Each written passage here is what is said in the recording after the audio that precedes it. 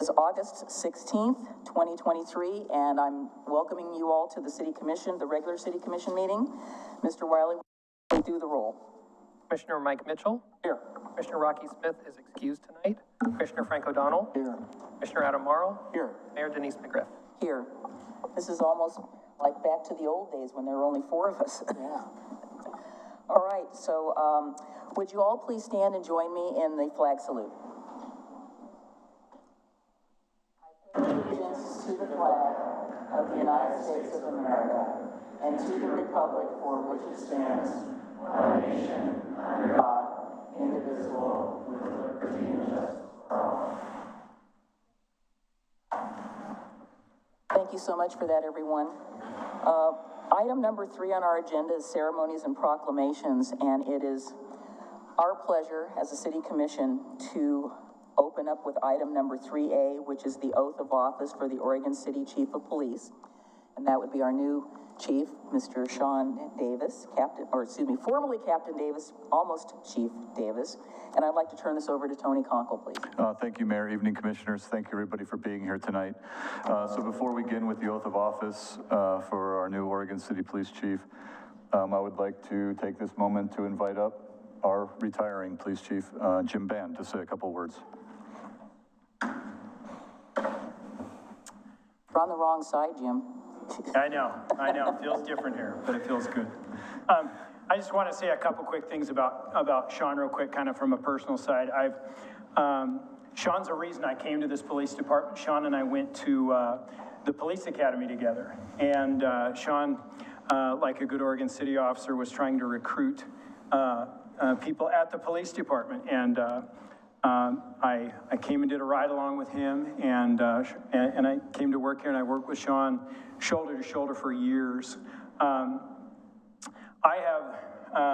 Earlier we had an event, and I had a lot of people tell me as the outgoing chief that I've done a lot of great things here, and I think that it's a little unfair to give me the credit for what a big team has done. Shaun has been a captain here. He's done about everything here, and there's nothing that I could have done or that anybody here could have done without Shaun being there. Shaun's heart is as big as this building. It's as big as the city, and it has always been that way. Shaun is somebody who is always going to do the right thing for the right reason, always. I've never seen Shaun act in his own best self-interest. I've always seen Shaun act with everybody else in mind, and that heart, that experience, that guy who has that level of care for this city is who's coming in as your next police chief. I've been honored to work with him. I've been honored to help as he prepared for this role, and this city is in fantastic hands. This police department is in fantastic. There's a great team behind him, and I'm super excited and super honored that Shaun is going to be the next police chief. He's going to do you very proud, I promise you that. Thanks, Jim. So Captain Davis started with the Oregon City Police Department back in 1998. He's a lifetime, long-term Oregon City resident. He has strong connections to the community, which is evident here tonight. So thank you for coming out to support him as he takes on this new role for the city. In many discussions I've had with Jim, and in many interactions I've had with Shaun over the years as the captain here in Oregon City, I am confident in his abilities to lead this organization. He's been integral to the culture, the expectations, the accountability that our officers uphold every day. I am confident that he will ensure that the police department is at the forefront of policing and will continue a high level of service and maintain a safe community. We'll really focus on recruiting and taking care of our officers, and he will foster and build Oregon City's police department and continue those great relationships with the community. I want to thank his family. I know this is a huge commitment, so thank you. I know that his success is also dependent on your support, so thank you for that. His dedication to serving Oregon City residents, his leadership within the department throughout the years, and his significant experience demonstrates that Captain Shaun Davis is prepared to be the next Chief of Police for the City of Oregon City. And I couldn't be happier that you have this opportunity. So with that, Mayor, would you please come and swear in?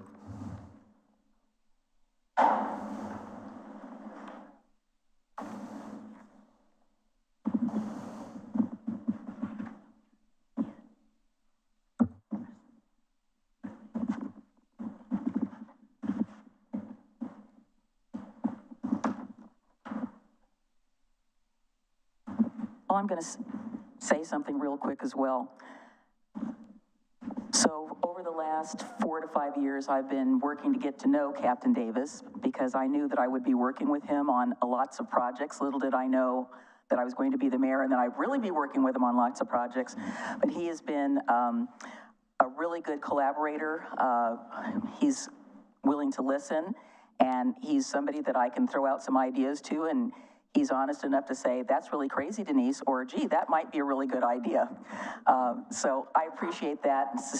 It's very similar to the relationship that I have with former Chief Band, and I am looking forward to continuing our collaborations, our friendship, and our work together. And I have to tell you, community, that this is a really big honor for me to be able to swear Shaun in, and like I said, I hope I don't start crying. It's just really an honor for me to be able to do this for you. So raise your right hand and repeat after me. I, Shaun Davis. I, Shaun Davis. Do solemnly swear that I will uphold. Do solemnly swear that I will uphold. The law and support the Constitution of the United States. The law and support the Constitution. And the state of Oregon. And the state of Oregon. I will abide by the Law Enforcement Code of Ethics. I will abide by the Law Enforcement Code of Ethics. The department's rules and regulations. And the department's rules and regulations. While faithfully performing my duties as the Chief of Police for Oregon City, Oregon. While faithfully performing my duties as the Chief of Police for Oregon City, Oregon. Congratulations.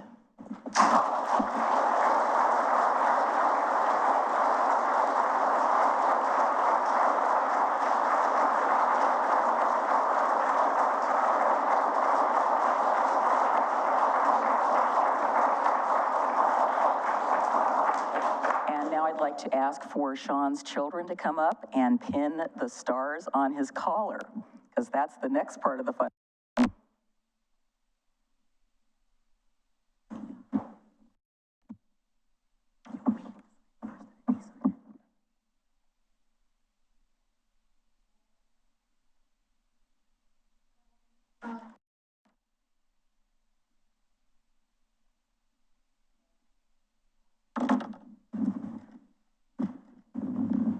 Don't prick yourselves.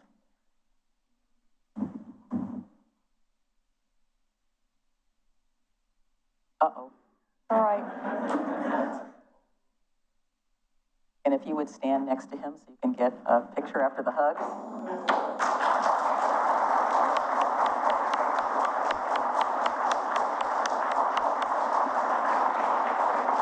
I'd like to ask my fellow commissioners to come down and take a photo with our new Chief of Police. Gentlemen, please.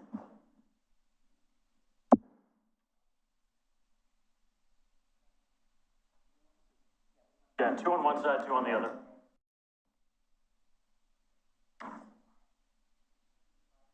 Yeah, there we go.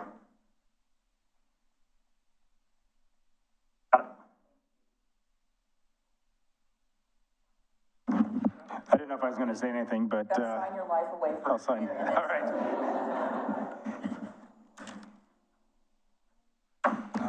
It's truly an honor and a privilege to be the next police chief. I want to thank Jim for everything. He's led the city through the most trying times, at least that I've been here in the last 24 years, and some of the best times. It's been an honor, and I really learned a lot from your steadfast leadership. and your dedication to the city, and I want to thank you. I also want to thank our men and women and the officers and all the non-sworn staff at the Oregon City Police Department. You guys are truly remarkable and are the best, and it's an honor and privilege for me to serve you. It's also an honor and privilege to serve the community. We have the best community, and I couldn't do it without my friends and family, so thank you. I appreciate it.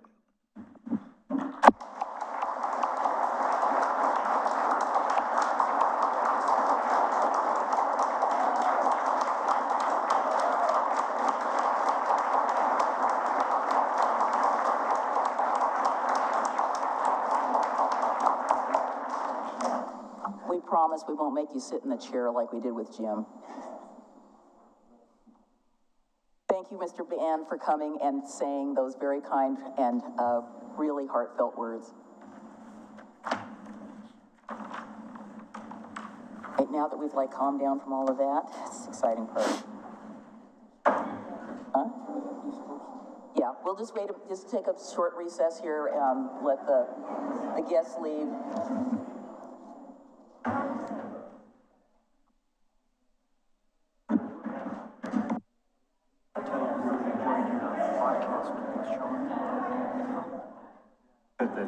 Yeah. The podcast that we're trying to do? Yeah, I live in Gresham. This is great. You don't get to say that much changes in Gresham at the city council. So it's wonderful to see this too. Have a good night.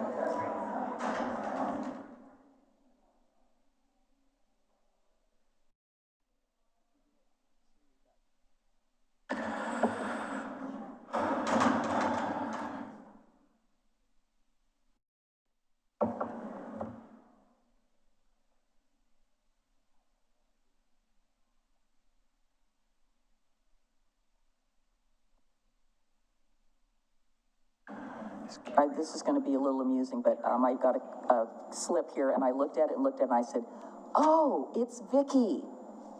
I recognized your handwriting.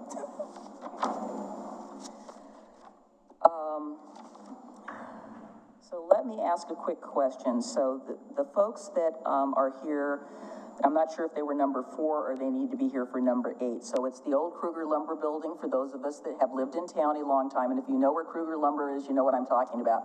So are you here for the item on these systems development charges? Not about anything that's on the agenda. Okay, perfect. Then why don't you come on up? Just wanted to make sure. There's a lot of people here for item 8A. Am I the only one here that knows it was the Kruger Lumber Building, or am I crazy? I know. Okay. Okay, yay, okay. Are you coming up as well, sir? Are you coming up? I have 2 names for that address. I have Lance and I have Carol. So why don't you just both come up at the same time?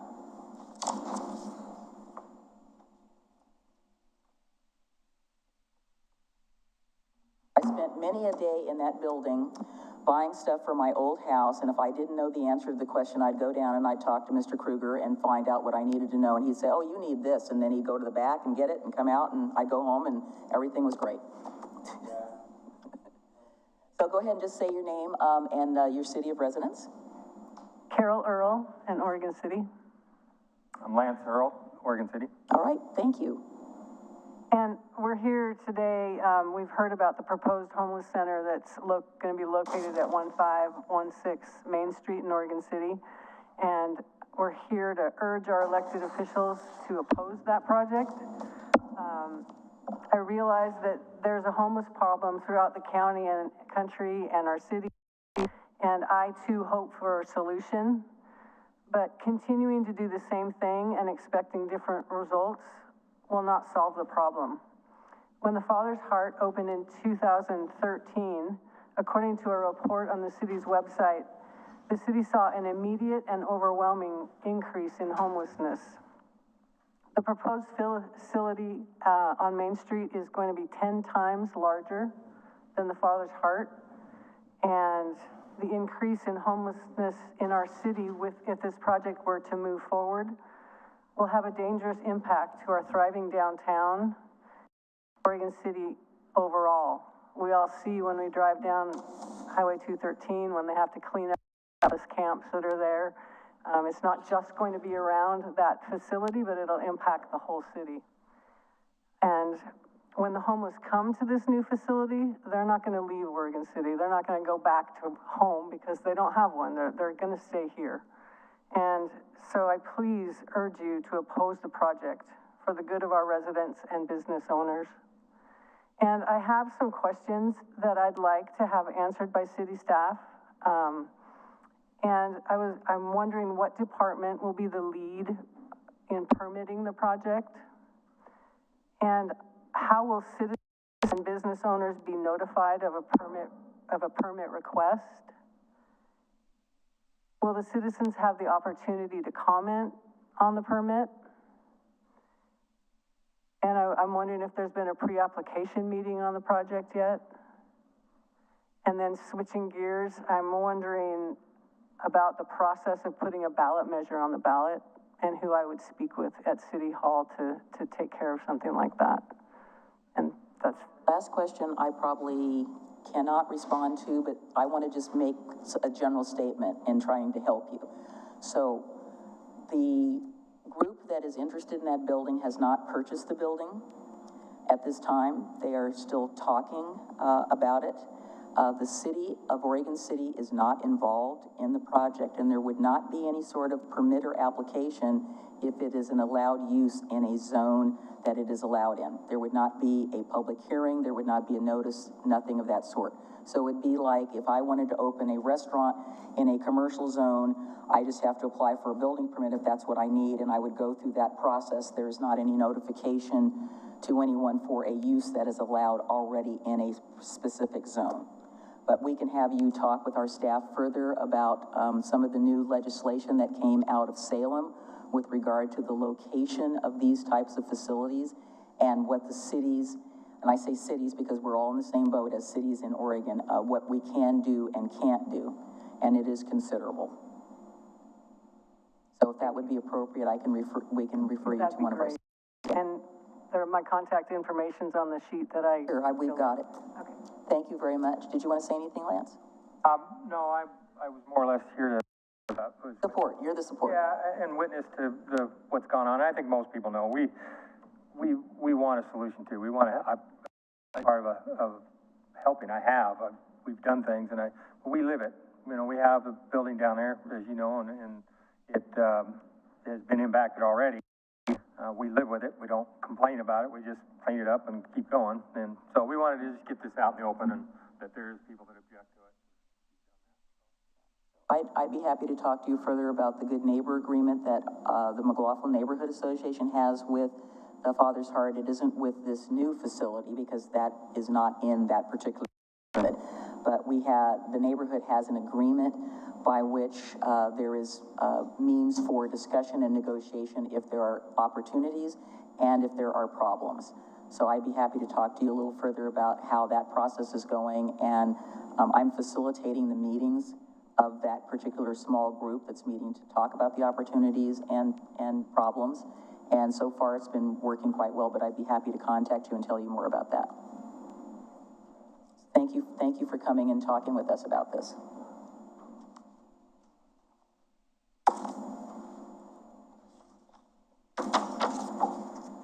All right, next on the agenda is a presentation or comments, I believe, and I've got Thelma Hagenmiller. Is Thelma's still here, yes. And Doug, are you coming up with her or no? Okay. Well, Thelma's more than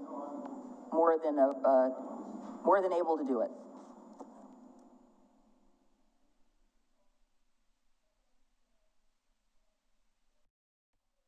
I don't have a slip for him. It's the Oregon City Heritage Coordinating Committee. Okay, I don't have a slip from you for anything later.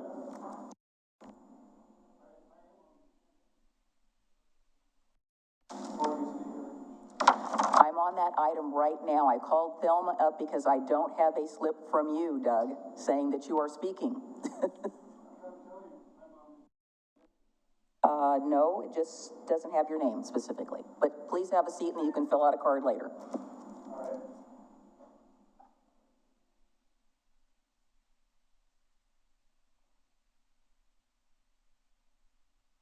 this is item 5A. It says Oregon City Heritage Coordinating Committee Parade. Thank you. Yeah. No names. Presentation, no, I said, so this is what we have in the presentations.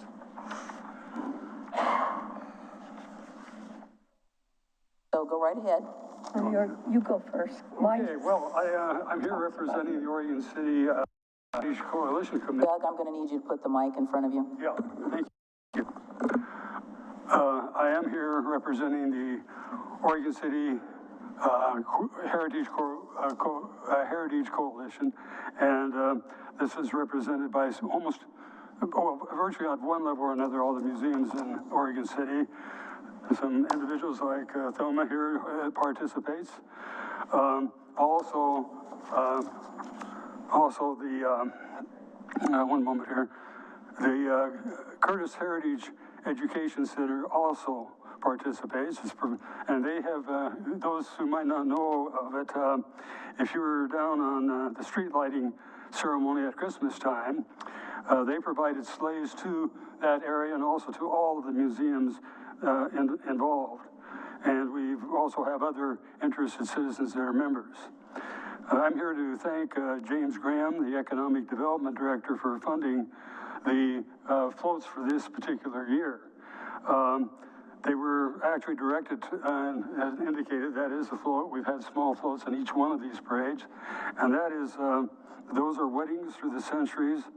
The bride on the float is actually a granddaughter of Don Scotts, who is actually the person that's involved from the Curtis Heritage Education Center. We've actually had scores of visitations to both the Stevens Crawford House and to the Rose Farm, the Holmes House there. They had displays of the various wedding gowns of the centuries, and they were on view there, and scores of people actually went to those houses to see those displays. We've participated in 2 Grand Foral plays post-COVID, but 3 before. And many of them are tied back basically to the history of Oregon City. The one in 2018 represented the 175th anniversary of the 1843 first wagons coming in. We also had a similar thing for 1844 with the 2019 Fuller Parade. In 2020, we had representations of the coin toss that happened in downtown Oregon City. That was in 1845. And then post-COVID, the year before this one, we also had one entitled Life on the Trail. And so I want to thank the city very much for the support that they have given us. Thank you.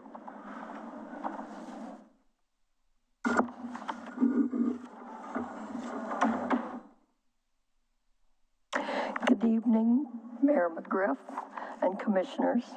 My name is Thelma Hagen-Miller. I live in the Oak Grove area of unincorporated Clackamas County.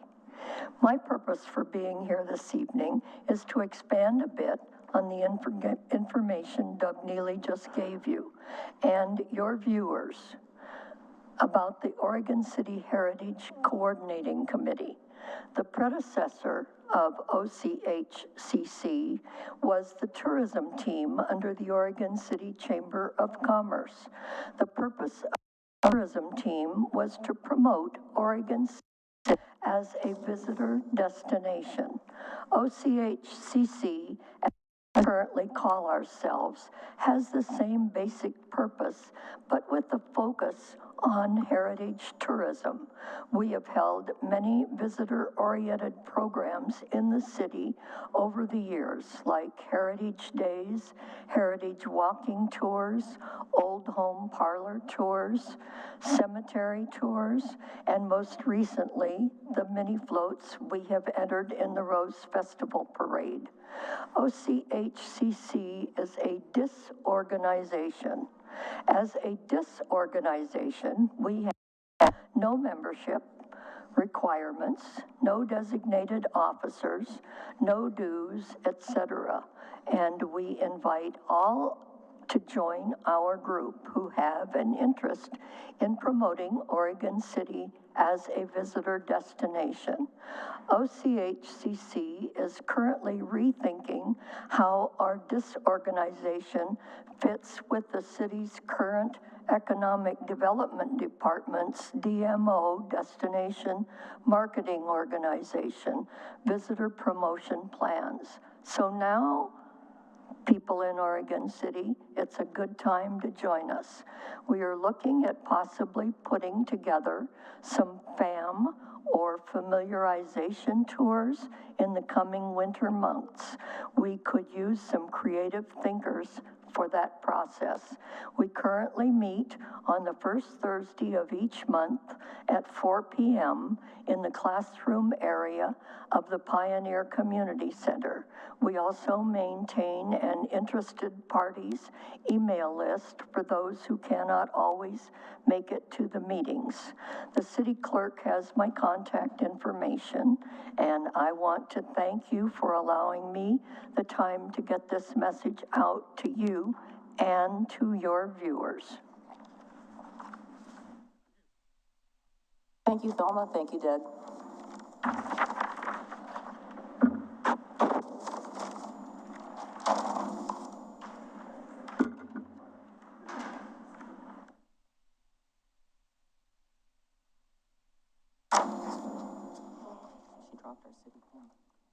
Okay, next on the agenda for tonight, we have the adoption of the agenda and approval of the consent agenda.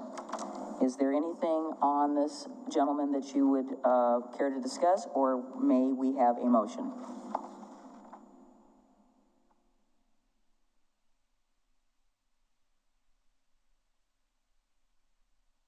Everybody jump up at once.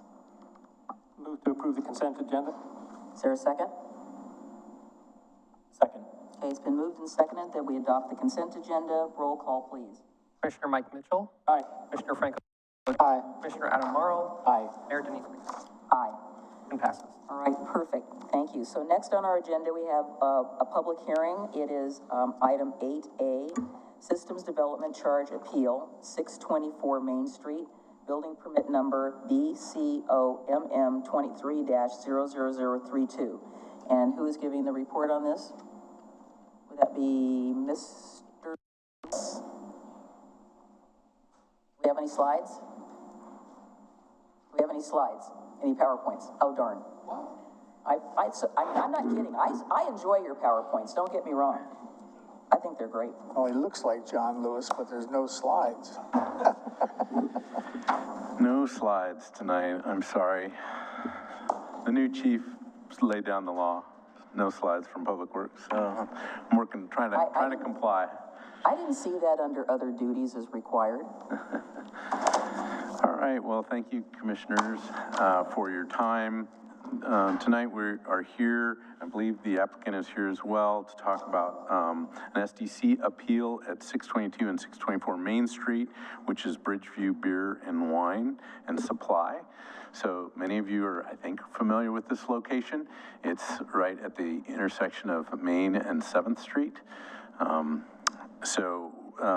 The applicant submitted for some building plan approvals, and in that process, the usage of that building and the proposed usage of that building comes to Public Works, and we work through the SDC assessment and estimates that go. There's usually an estimate, and then as they move forward with it, they would as they pursue building permits, they would then take care of the SDCs. In this case, we have, it's in a special district in that transportation SDCs don't apply. Their stormwater SDCs wouldn't apply because they're not changing a change to the footprint of the building, at least the rooftop footprint of the building. So there's no new impervious area. The water meter sizing that they're proposing is the same, so no change to that as well. But there are 3 SDCs that apply. One is the Oregon City Sanitary Sewer SDC, the Tri-City or Water Environment Services, SDC, and the city's Parks SDC. Those three SDCs were applicable to this building permit application. And I don't have slides, but a lot of this information is provided in your packet. The total SDC liability for the application is $163,328.79. So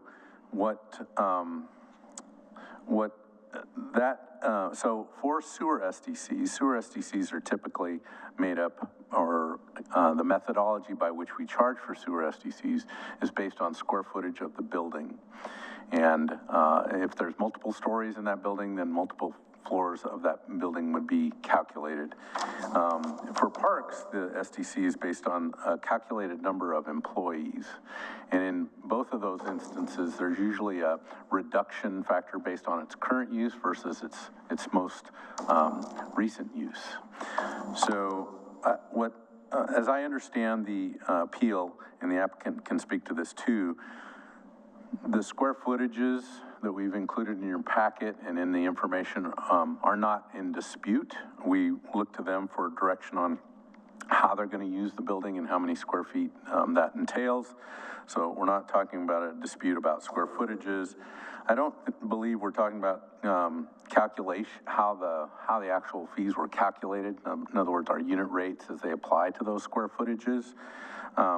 But the dispute, and I'm not even sure the dispute is over the calculation of those, how we calculated that information. So, well, I said that twice. The interpretation of the code, I don't believe that's at dispute here. What is at dispute is the current code language as it pertains to eligibility for reduction in SDC and the definition of the most recent structure. So that's what, as I understand it, we're here to talk about, is those items. And really, I'll let the applicant talk more about that. But from my section, or from my perspective, we're really mostly talking about Oregon City Municipal Code Section 13.20.050. And we've included that in the packet as well. And I really wanted to read a segment of this, and I went and lost my page, because I think it does a much better job than I would if I just try and speak to it. So I'm reading from the last paragraph on page 81 of the packet. It's listed as page 4 of 6 in the staff report. So I'm just going to read that out loud. Just a second so I can find it. So it's on page 4 of 6 of the staff report. Yes. Okay, Page got 81 of the packet. Yes. Got it. So how the city has treated SDC reductions for redevelopment has evolved over time. From 1997 to 2014, the look-back period for reductions based on the previous use was intensive use occurring within the past 18 months. And we put most intensive use in parentheses, because that's changed. Aside from the 18 months, also has the most intensive use. So that was an ordinance that was adopted in 1997. In 2014, some of you may remember this. I didn't try to figure out who was on the commission at the time, but I'm pretty sure Adam and Mike weren't. But I think, Mayor McGriff, I don't think you were on at that time either, but there's some history here.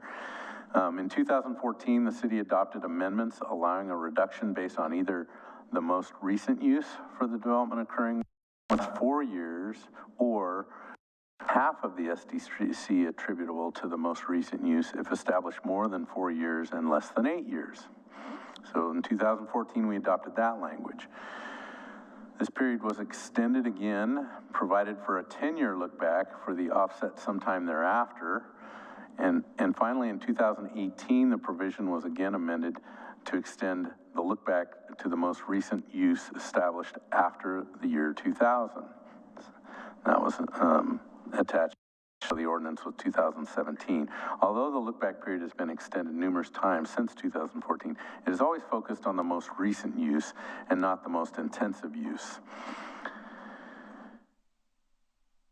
the next paragraph. In completing research for determining the most recent use, building files and system development charge files, as well as owner information were referenced. So we've included that.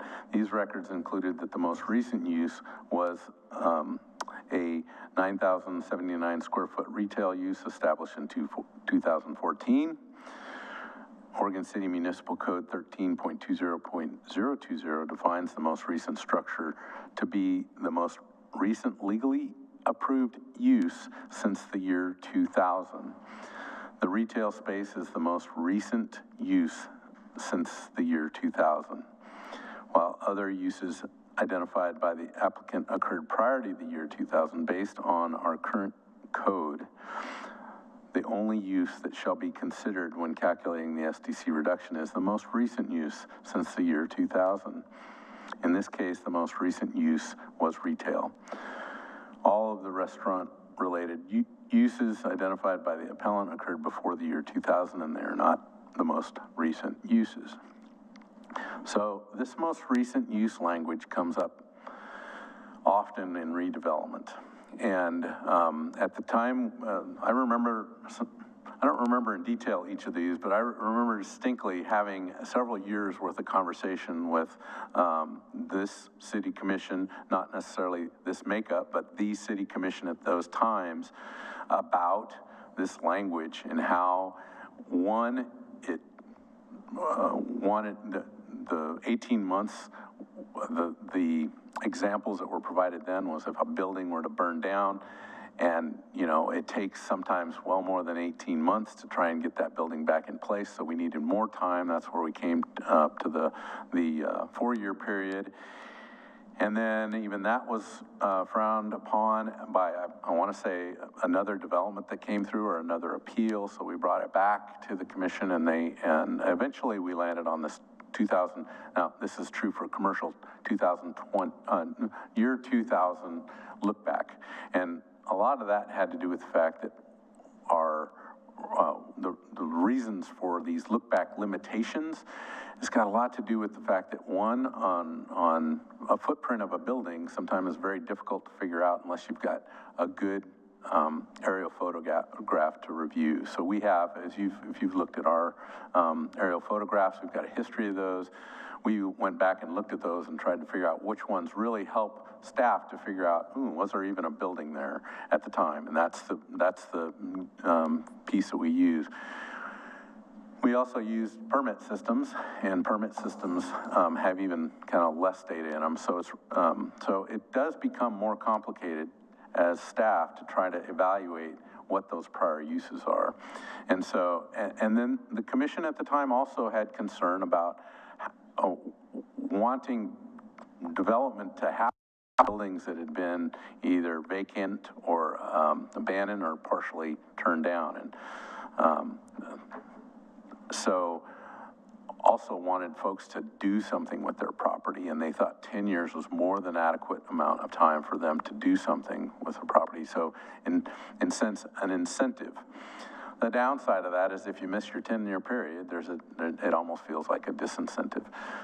That said, this particular property has never paid an SDC. There's never been an SDC fee paid because at the time it was developed and permitted, the city didn't have SDCs.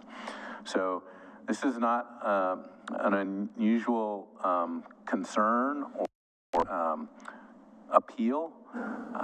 We've been through this before. I think what I encourage is that we not make decisions based on a particular case. Carrie's here to help me maybe better establish that, but you know, this is definitely a policy decision. It always has been. Since I've been involved with this, which came before you in 2014, and all the prior years, this has been a policy decision, and I just encourage you to figure out how you want to establish that most recent use, and just knowing that several before you have gone through a great deal of time to come up with the current code language. We actually consulted again with our FCS group, so John Gillarducci and his partner Doug, whose last name is escaping me, we've spent a lot of energy on this topic and tried to get to the best answer that seemed approvable at the time. So again, that section 1320.050, eligibility for reduction in SDCs due to the most recent structure, is what I think we're here to talk about. And with that, I can stop, and you can recommend how to proceed from here.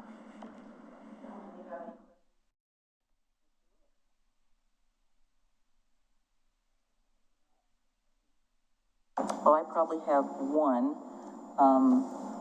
So yes, you're correct. The current makeup of this commission, no, it was previous commissions, and you know, I understand that, and I do have a great deal of appreciation for the work that has gone into what the staff and the consultants did so far, having gone through the stormwater and the water SDCs and some of the others since I've been on the commission.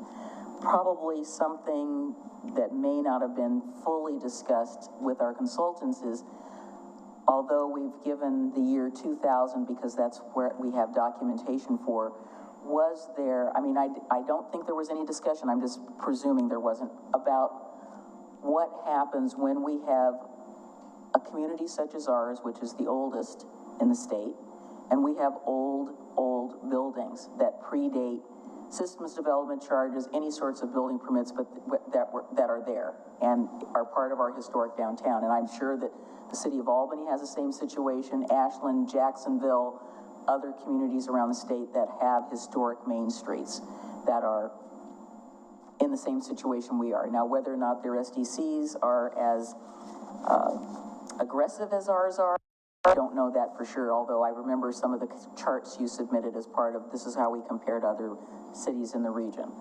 So, to me, that is part of the crux of the concern that's being brought forth, and I think it's not just, again, I'm not talking about this specific situation, but it applies to pretty much everything from probably 11th to 5th on Main Street in Oregon City. And some on 7th as well, obviously. I forgot about the 7th Street corridor. Those date to the early days of Oregon City. So, not recently have I looked at historic cities and how they review their historic corridors with regard to redevelopment and SDCs. So that has not happened. I don't recall at the time we were having these whether FCS Group brought some expertise around that or not, but we can definitely ask that question. What I know is we have some provisions for reductions in SDCs. For instance, this particular building is in the mixed-use downtown corridor, and that includes most of the lower level of downtown and actually extends and goes up 7th Street. And that was an area where the city was able to find a nexus between the type of use and the methodology that we were using to calculate an SDC, and that was around transportation. So the reason why this particular building wouldn't have another argument about transportation SDCs was because the city found a nexus that said because of those corridors and because of the availability of transit and the types of development, we've long time had a goal of downtown residential development, that we were able to make that nexus and do that legally in a way that our consultant and legal team found to be appropriate in our SDC methodology. I'm not familiar, you know, water is always based on meter size, so it's based on the projected consumption. Parks, like I said, is about employees, number of employees. These are all kind of consistent methods which other jurisdictions use for calculating their SDCs. Again, sewer is typically based on square footage, and the type of use, right? So if it's a retail, you're I might have missed this, but we typically convert things into equivalent dwelling units. And in a retail, for instance, you may have a high square footage per EDU number. And I don't quite remember, but just say 10,000 square feet per EDU might count for one EDU.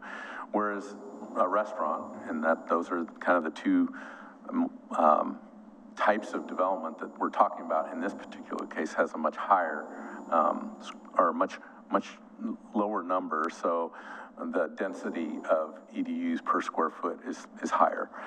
So but how do cities deal with historic designations and find that nexus? Because it really doesn't change the use, even though you're going to have a restaurant, in this case, a proposal for a restaurant in a historic district, doesn't mean that less people are going to use the faucet, flush the toilet, you know, those kinds of things.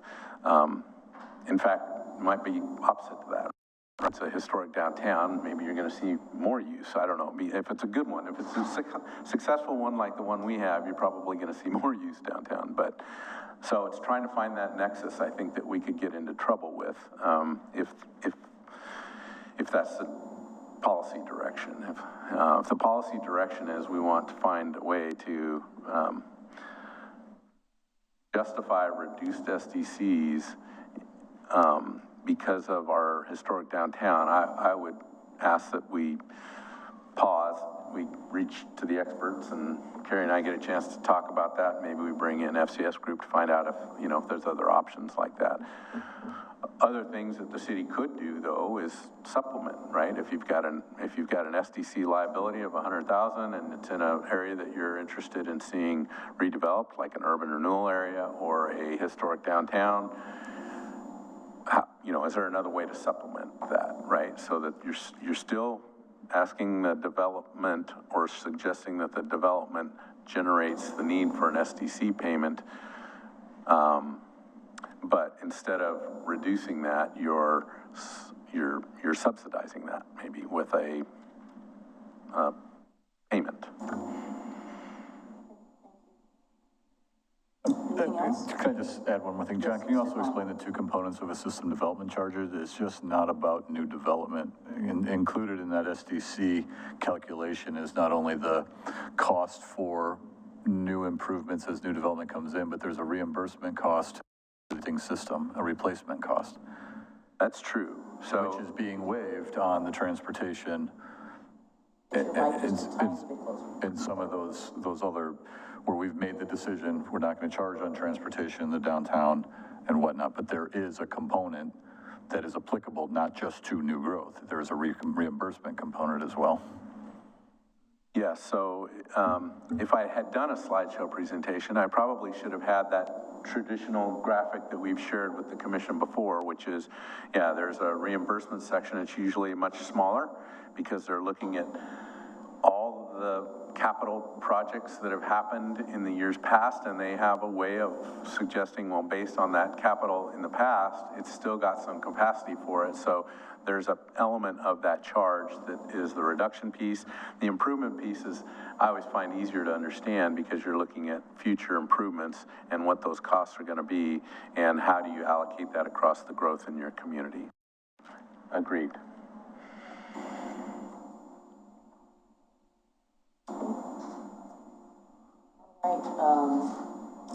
Since this is not a land use hearing, I guess I can open the public hearing. We're not restricted to the rules of ORS 197, so we can just have a regular public hearing.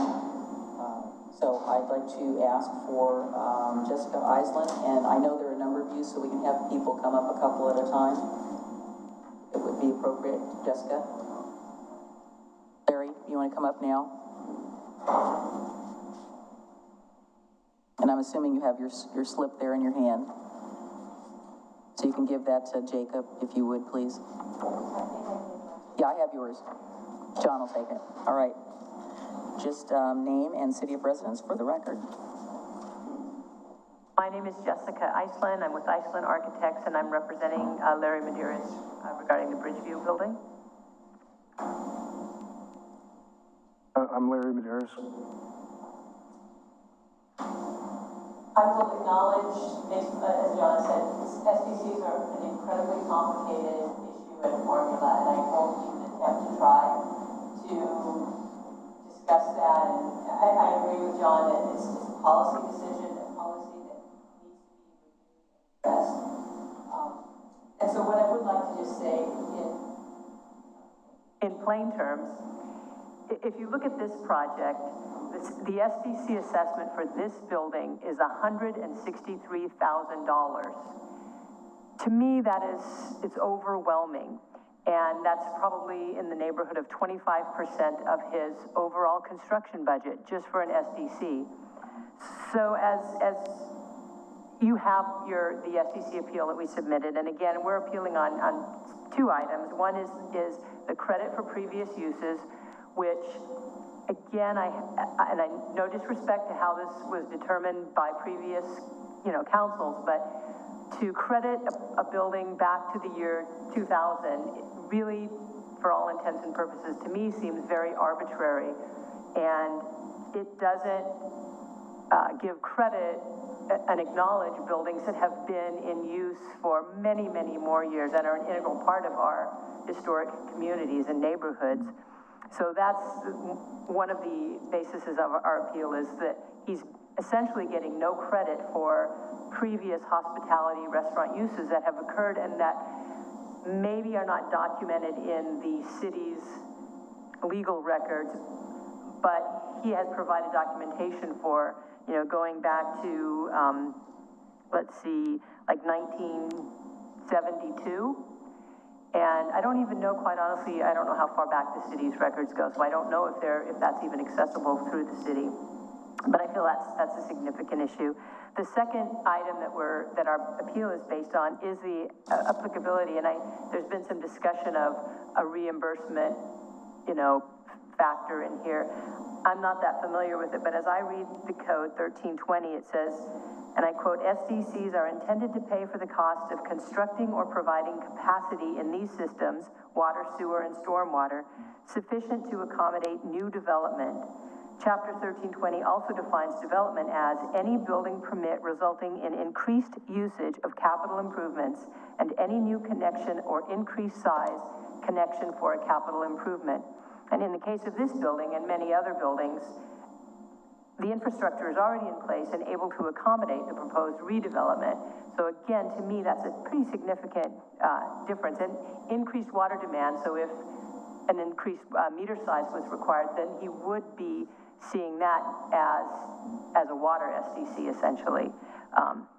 So those are the two items that we feel that we're appealing this for. And again, I just think, as complicated as it gets, I think for us, and maybe for others, and businesses and developers, if you just look at this, for this building, an SDC of $163,000 for doing interior tenant improvement seems, it's significant, it's huge. It's enough that this project may die, this building may just sit empty for another 5 or 10 years, because that has a huge impact on his budget.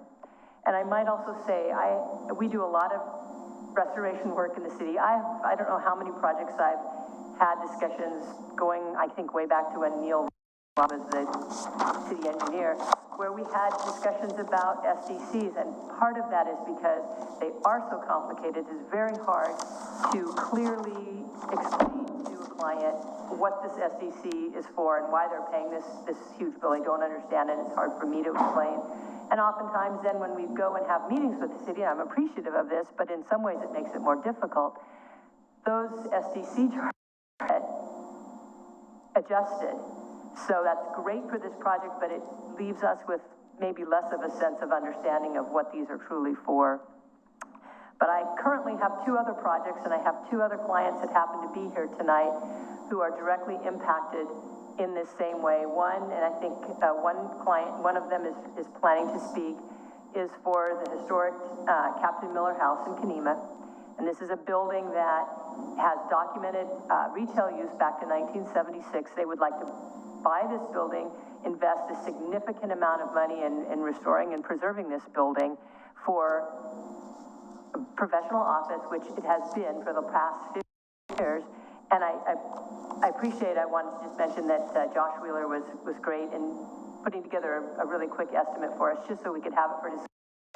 And the estimate for this, for an office going into a building that was an office, is over $40,000 with no changes in infrastructure required. And the other building, which we haven't seen an SEC for, is the historic Eli store, which the owners have invested a huge amount in and are really turning this building around, and it's going to be a huge benefit to the city and the community. They haven't gotten a tenant yet, and we've had this discussion because I know that there's a good chance that it might be a restaurant, or it might, who knows what it'll be, but if it is, I fear that they're going to be looking at, after all the money they put into it, another $100,000+ SDC fee. And again, I just see that this is, halting development and positive development, restoration and preservation in this community, because these are such huge numbers. So I'm sorry, with that, I don't know if Larry has anything to add. Just a couple words. I'm not really sure if John touched on this or how he may have, because it was a little hard back there for me to hear. But one of the things I wanted to bring up to clear here, and maybe you did make it clear, I'm not sure. It sounded to me like what I was hearing was that John was talking about, and when talking about the credits, he was referring to the building being retail. And yes, the building, for the most part, has been retail ever since I've owned it. And that, in my interpretation of the SDCs that we got from Josh Wheeler, that was not credited as retail. A small portion of it was. The majority of the main level was credited as storage only, which I understand is, from what I understand, is a much lesser credit. And I don't know if that would significantly bring the SEC fees down or not, but I just wanted to mention that because I don't think that John made that clear tonight. Forgive me, John, if I'm wrong there.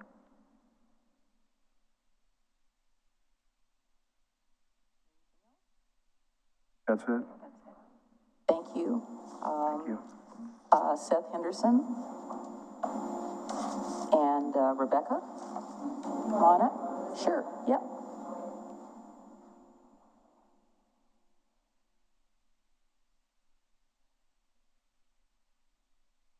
Mayor, did you want me to go first? Whatever you'd like.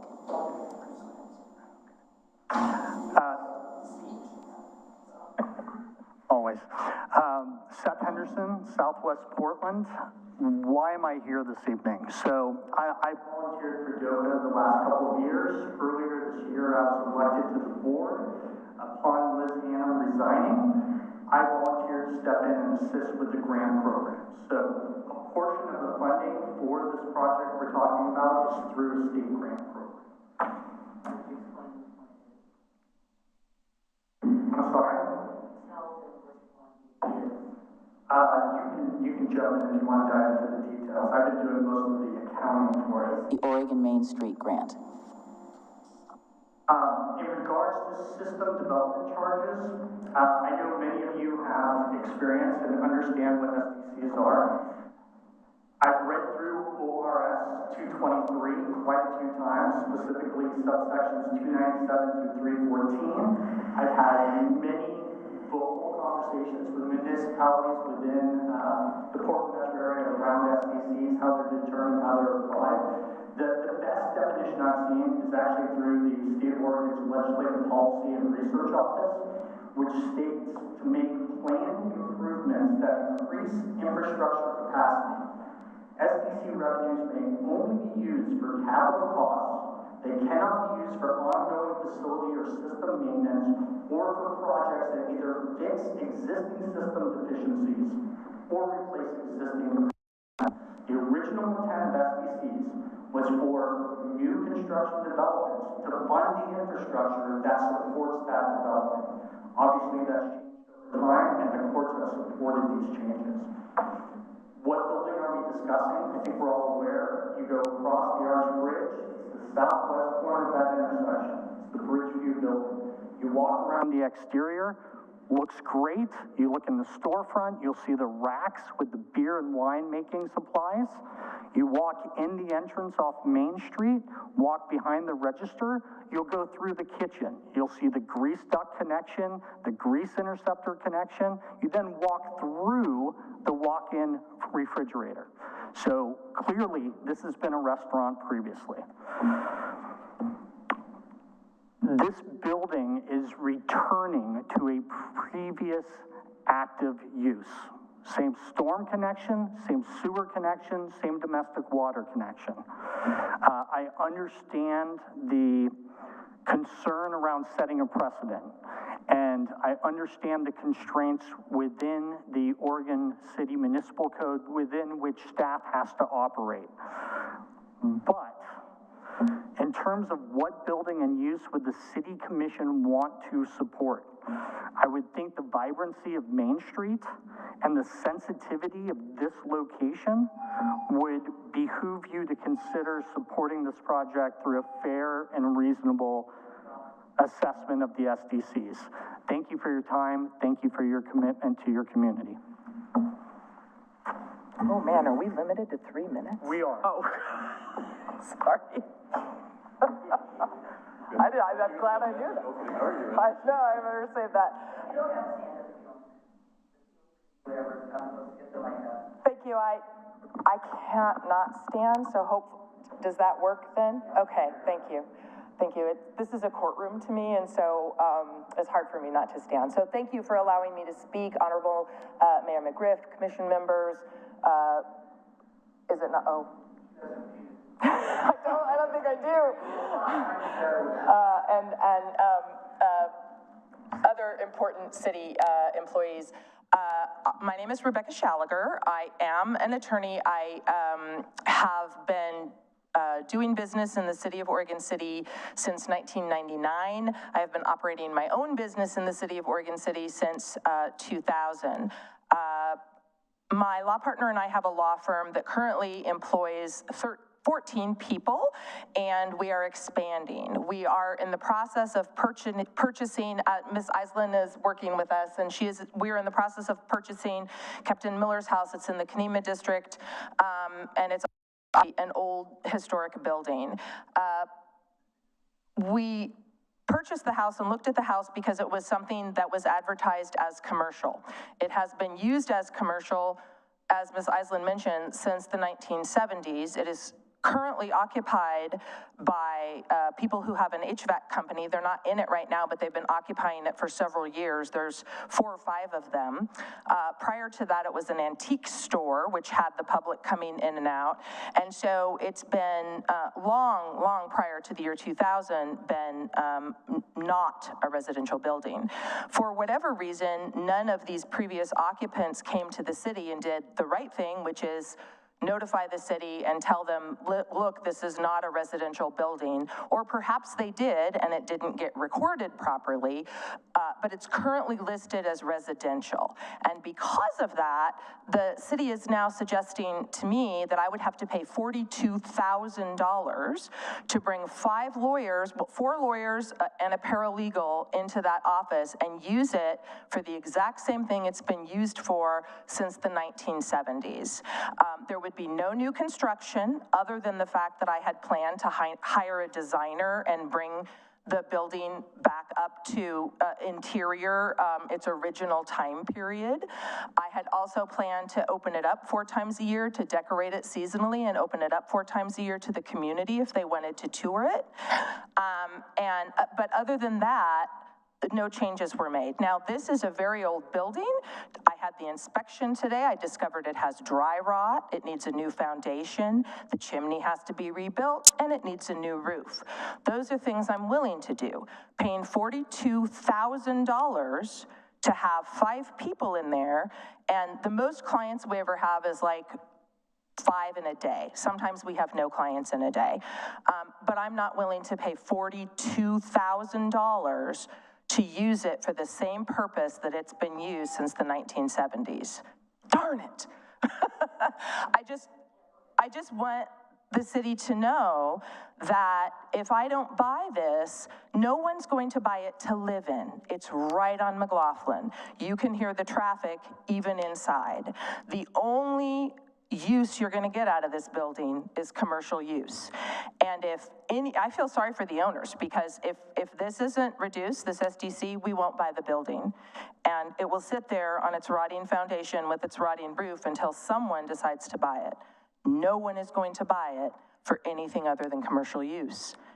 And no one is going to say, gee, I'm going to pay $42,000 for the exact same thing it's been used for since the 1970s.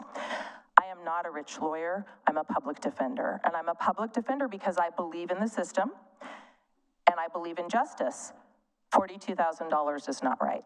Something needs to happen. And what this fella said, the original intention is for new construction.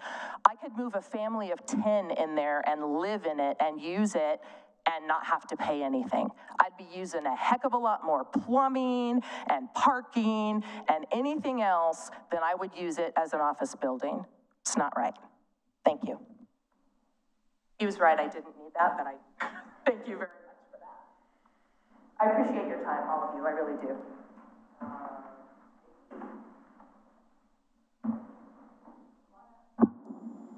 Yes, Vicki? If you want, I'd get somebody else to come up there and sit next to you, if you like. Well, I'm a little confused because I'm here for two reasons, but I was just kind of taking it all in. Yeah. I was here with Carol and Lance regarding the concern for the homeless shelter coming in. Okay, that's not on, we're on a public hearing now. One reason I was here, and that was the main thing I wanted to speak about, but I'm also owner of the Eli building that Jessica mentioned. Ely. What's that? Ely. Ely building that Jessica mentioned, and so I am concerned about what's coming ahead.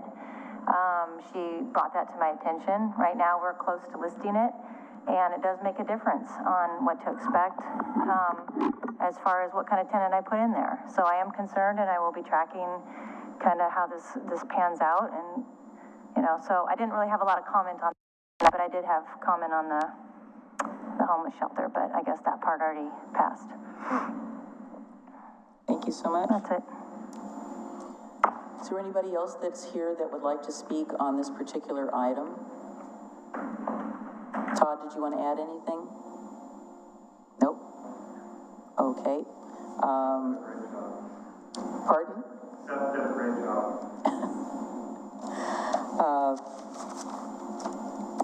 So I will, actually, excuse me, trying to follow some rules of procedure. Mr. Lewis, did you have anything you'd want to add to what you possibly heard or comments?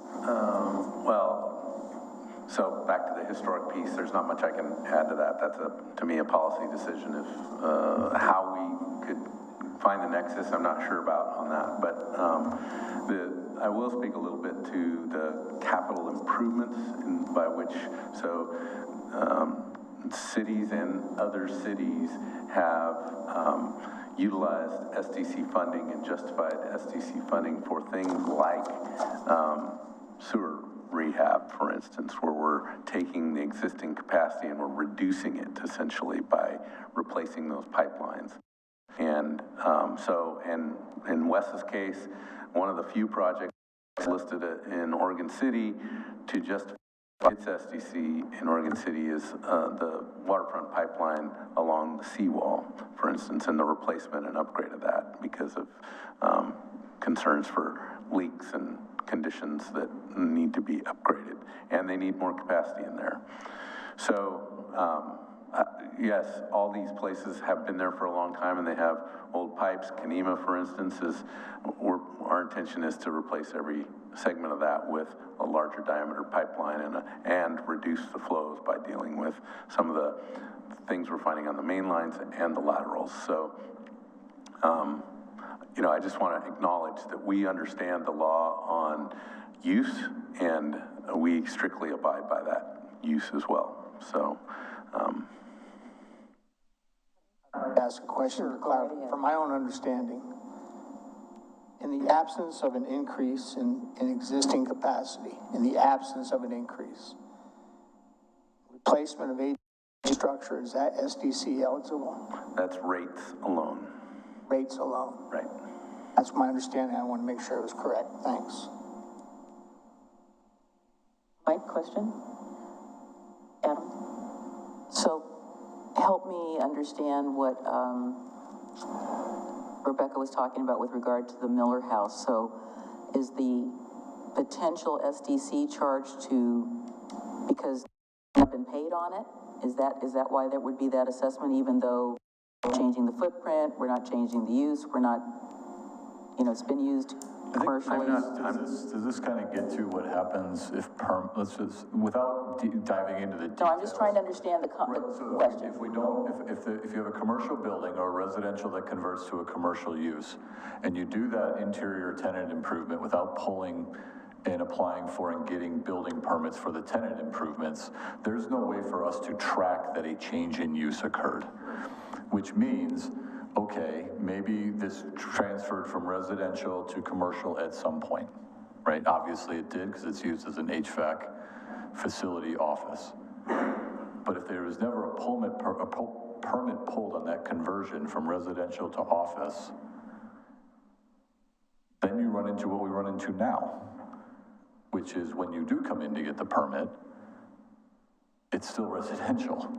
So it's one of the downsides I don't think property owners realize, especially on the commercial side, is that when you do tenant improvements without permits, and if we don't identify it or follow up on it, at some point during a sale, or, let's say something bad happened where you have to because of the impact or the, a partial fire, destruction, those things get after the fact. And yes, there is a cumulative effect to that gets passed down when we can't just ignore it.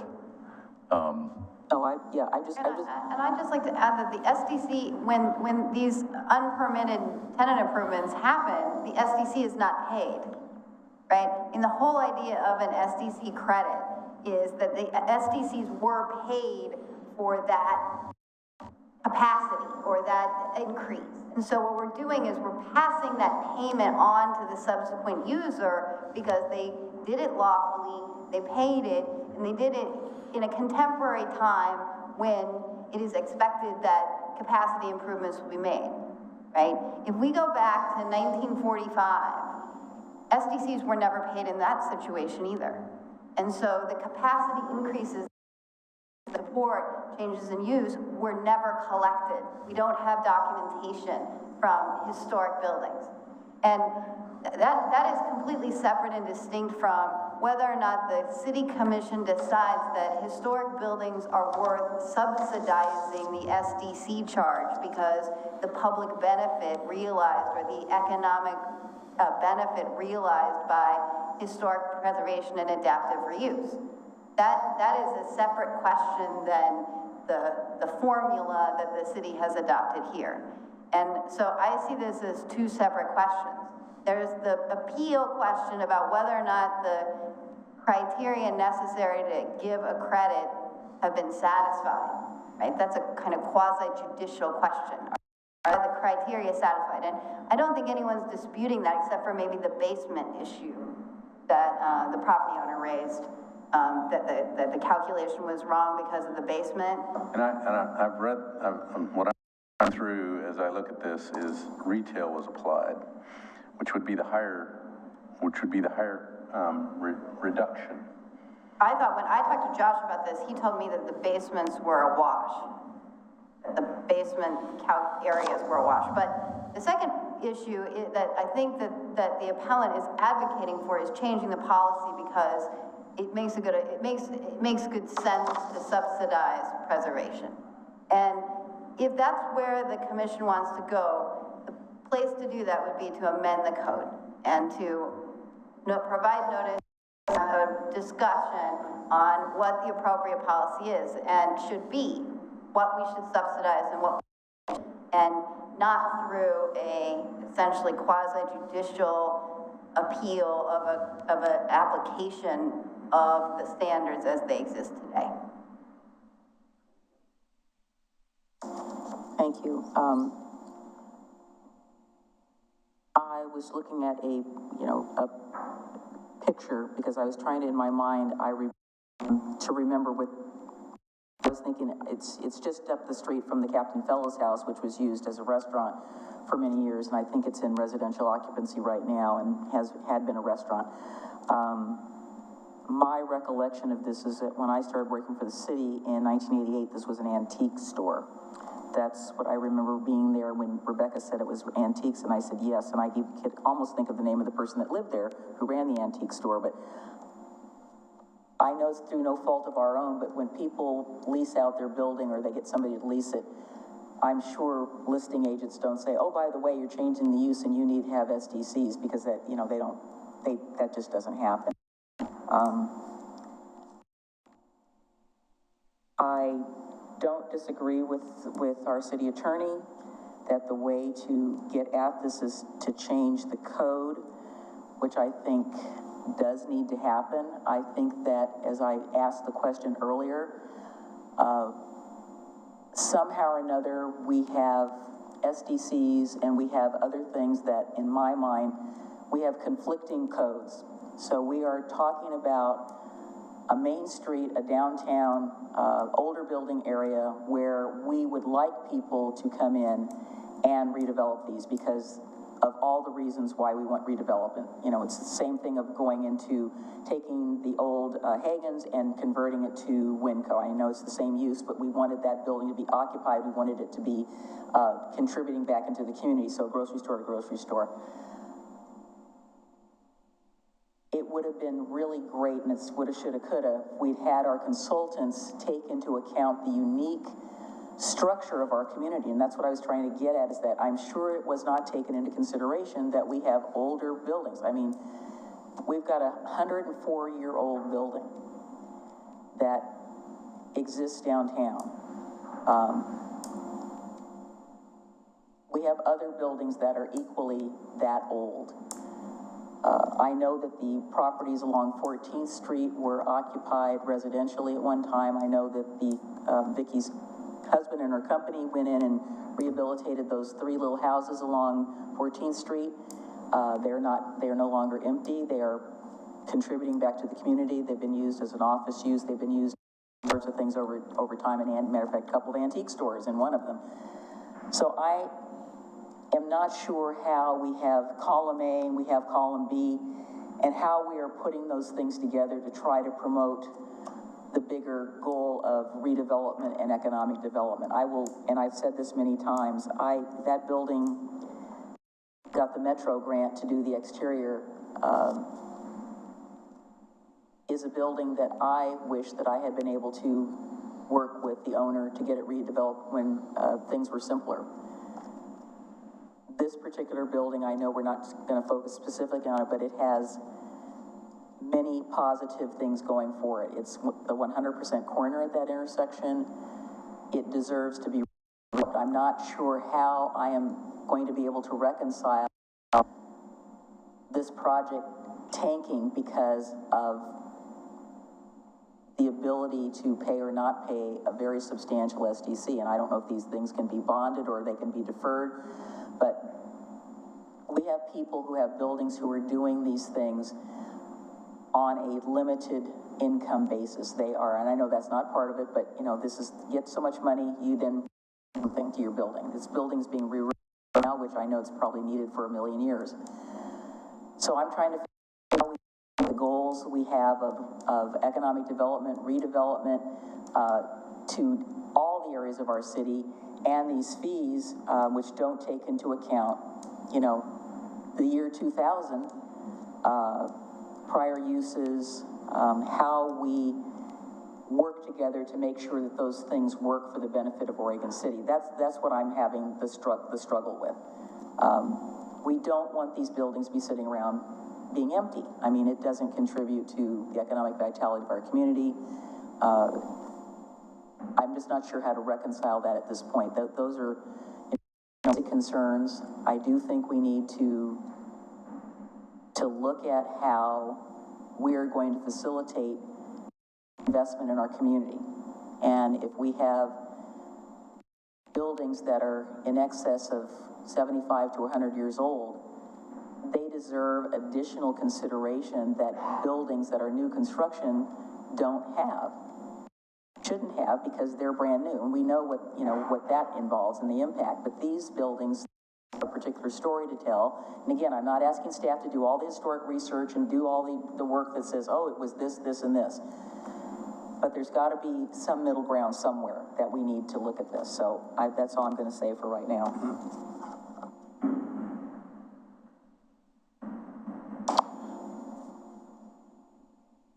It's been an interesting night. Are there more public comments? Yeah. We have questions being asked. I asked my question, you asked your question. Do you have questions, or do you want me to close the public hearing? Well, I'm going to share my thoughts because there's been a lot of examples given tonight. An example of a building that was used for the same thing it's about to be used, yet may suffer a $40,000 SDC.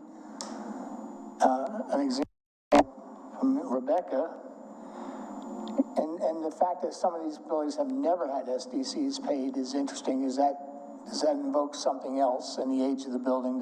Should that invoke something else?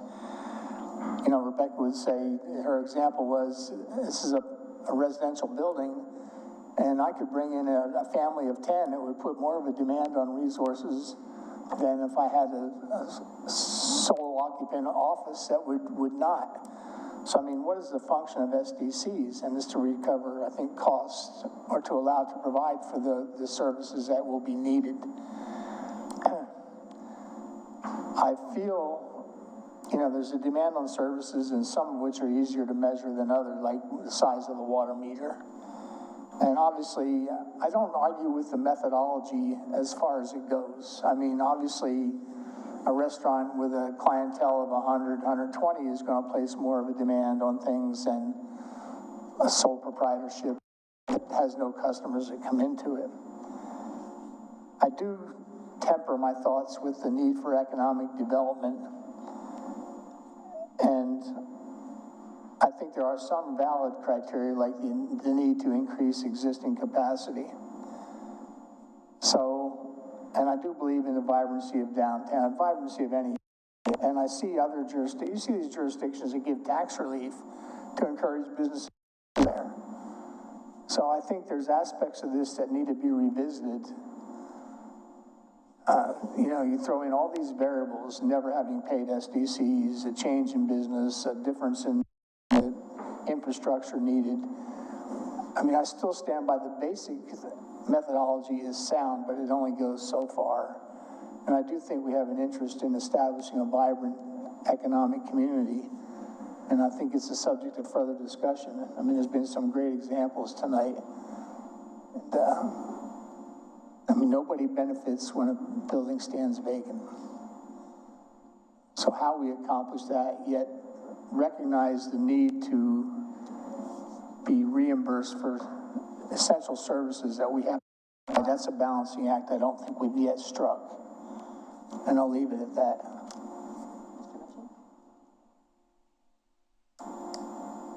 I think we're talking about two different things. We are.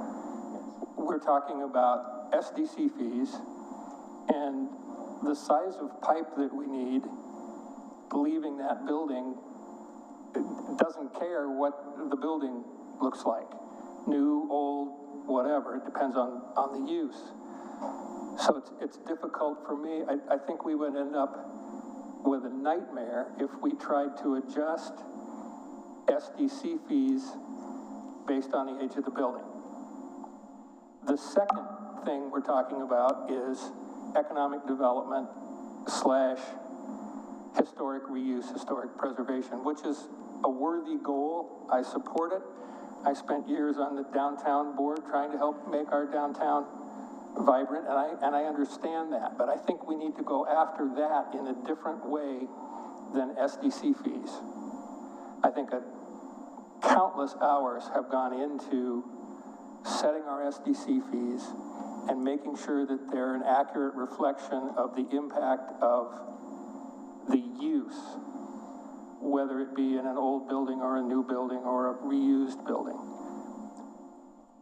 How we get the money to somehow, you know, in a perfect world, we would have a program tonight And this applicant, rather than appealing the $160,000, could apply for and receive a $100,000 grant toward SDC fees to encourage reuse. And we don't have that. But I can't, in my mind, justify reducing the SDC fees based on the age of the building, or whether it's reusing a building of any age as opposed to new construction, because the impact on our infrastructure is the same. I don't have any great solutions, but I think it's two separate problems. They were talking about what the prior uses were and whether or not they were some reduction because of that. But I agree with Commissioner Mitchell, because how far back do you go? Was it a saloon in 1898? And, you know, I mean, we're walking into an unsolvable solution. I think, sometimes I sit up here and I think in terms of urban renewal with blighted areas. Are there areas of economic that we want to encourage? Is there an option and a way to do that? It's in the urban renewal area. I'm not talking about it I'm just talking about it as a parallel type solution. I'm not talking about it as a blighted area. I'm talking about the community has a vested interest in a vibrant commercial community. The community has a vested interest in buildings that are occupied versus vacant. How does one encourage that? And again, I agree with Commissioner, there's two separate issues. I don't disagree with the methodology as far as it goes, but I think we need to, and I don't have the answer tonight, and I don't think anybody here does, but I think it needs to be worked on. I mean, you've heard it. There's businesses that will not move here, or projects that will not be pursued because those costs are prohibitive. I'm not saying the costs aren't legitimate. I'm saying, what do you want to do about it? So, no solutions. Thank you, Mayor. I'm torn about this. I've spent a lot of time thinking about this. The mayor and I sat on the committee that selected this building to be forwarded for the Oregon Main Street grant, because we both share the priority of redeveloping this building and making sure it reaches its highest use. But going along with the fact that we're having two different conversations right now, it's very much like when we have a land use appeal in front of us, in my mind. That's how I'm looking at this. And regardless of what I want to see, in the end, it's what my reading of the code says. And I think it's clear from Mr. Lewis's presentation that however broken and quite frankly useless the past uses have been, and what we've been doing for decades now, that's what the code says.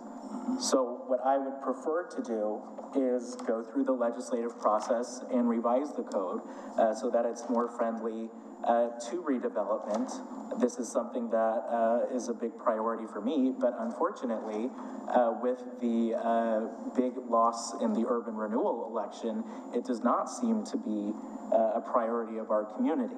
I don't know if that's something that could be gleaned from that election, but when we're sitting here saying that this is something that our community wants, I don't actually know if that's true.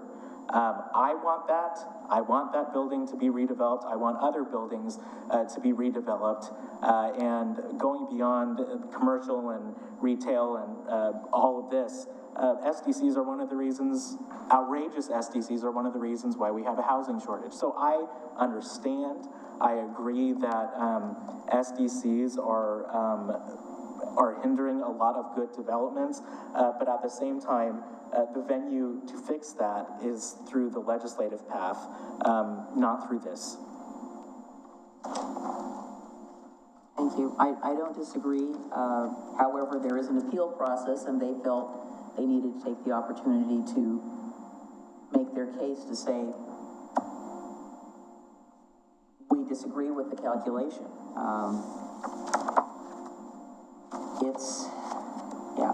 Anyway. Well, if you stand with the methodology that's presented, you would deny the appeal. Yeah. So. I mean, that's as written. Yeah. Okay. Well, I think we've had a lot of discussion, and since this isn't a land use, there's no rebuttal or anything of that sort, so I will close the public hearing and ask for further consideration of what you'd like to do. Well, I would assume that those who are about to engage in these projects need a timely answer. And I don't think we're in a position to give a timely answer sitting here tonight. And I agree with Commissioner Morrow about the process by which to review it and try to come up with a workable solution. But how expeditious can that be? I don't know. I think we've, we're in the construction, continue to be in the construction season now, and people are trying to make decisions about what they're going to do based on, the methodology. Again, I don't think the methodology is flawed for most buildings, but I think it is with regard to the request. And I guess, again, I need to go back and look at the appeal to make sure I am clear on, you're saying we request that the SDC fees assessed on this project be eliminated or reduced. So that's the basis of their appeal. What I don't want to do is approach this in a piecemeal fashion. I know, but this is the project that's in front of us right now that they're like I said, they asked for the appeal. They asked for us to consider it. True enough. So that is what's in front of us, but I think that Mr. Lewis has already heard from all of us that we think this needs to be revisited, and obviously, with everything else we have on our plates, I don't know how, with the fact that we've got an EA coming back with some time in our lives from the ODOT, how this gets pushed to the top, but maybe we can talk to our consultants and ask them how they might be able to approach this, because again, it's a problem. I read the 2014 report and I was just, I guess I'm taking a deep breath because I was just a little bit stunned by the fact that there just wasn't any acknowledgement that we have a different type of community than the standard reports that we get from consultants and SDCs. This should have been, unfortunately, wasn't brought up, and I wasn't even on the planning commission at the time, so I would not have been, this would not have been on my personal radar. But I think, again, as has been indicated, this is a problem.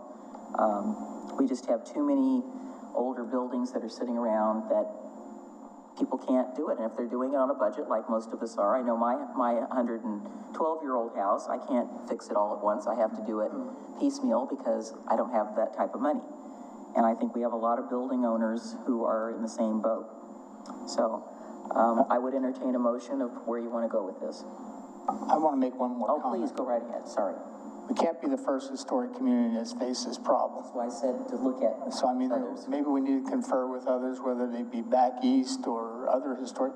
How do they handle, what solutions have they come up with? Because maybe we don't have to reinvent this. Maybe there's a workable solution out there that we can plagiarize because it's such a good answer. I've listed 5 cities that I know have historic downtowns. Yes, I mentioned Ashland, Astoria.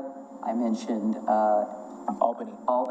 And they're in Oregon. So. Yes, these are all areas that have redevelopment going on in their historic core, and particularly Astoria, I think, would be most convenient for us to look at because they have been working on their downtown, and they've done an excellent job. They've done an excellent job. As you visited there yourself, I have. Yes. Why don't we, as a commission director, make that exploration and come back as ASAP? And also Jacksonville, which is an entire historic district, which would apply to Kenema as well. And like I said, when I moved here, it was an antique store. And I know, do we still have the old historic commercial zone, Mr. Conkle, or did we change that to something else? Is it still HC?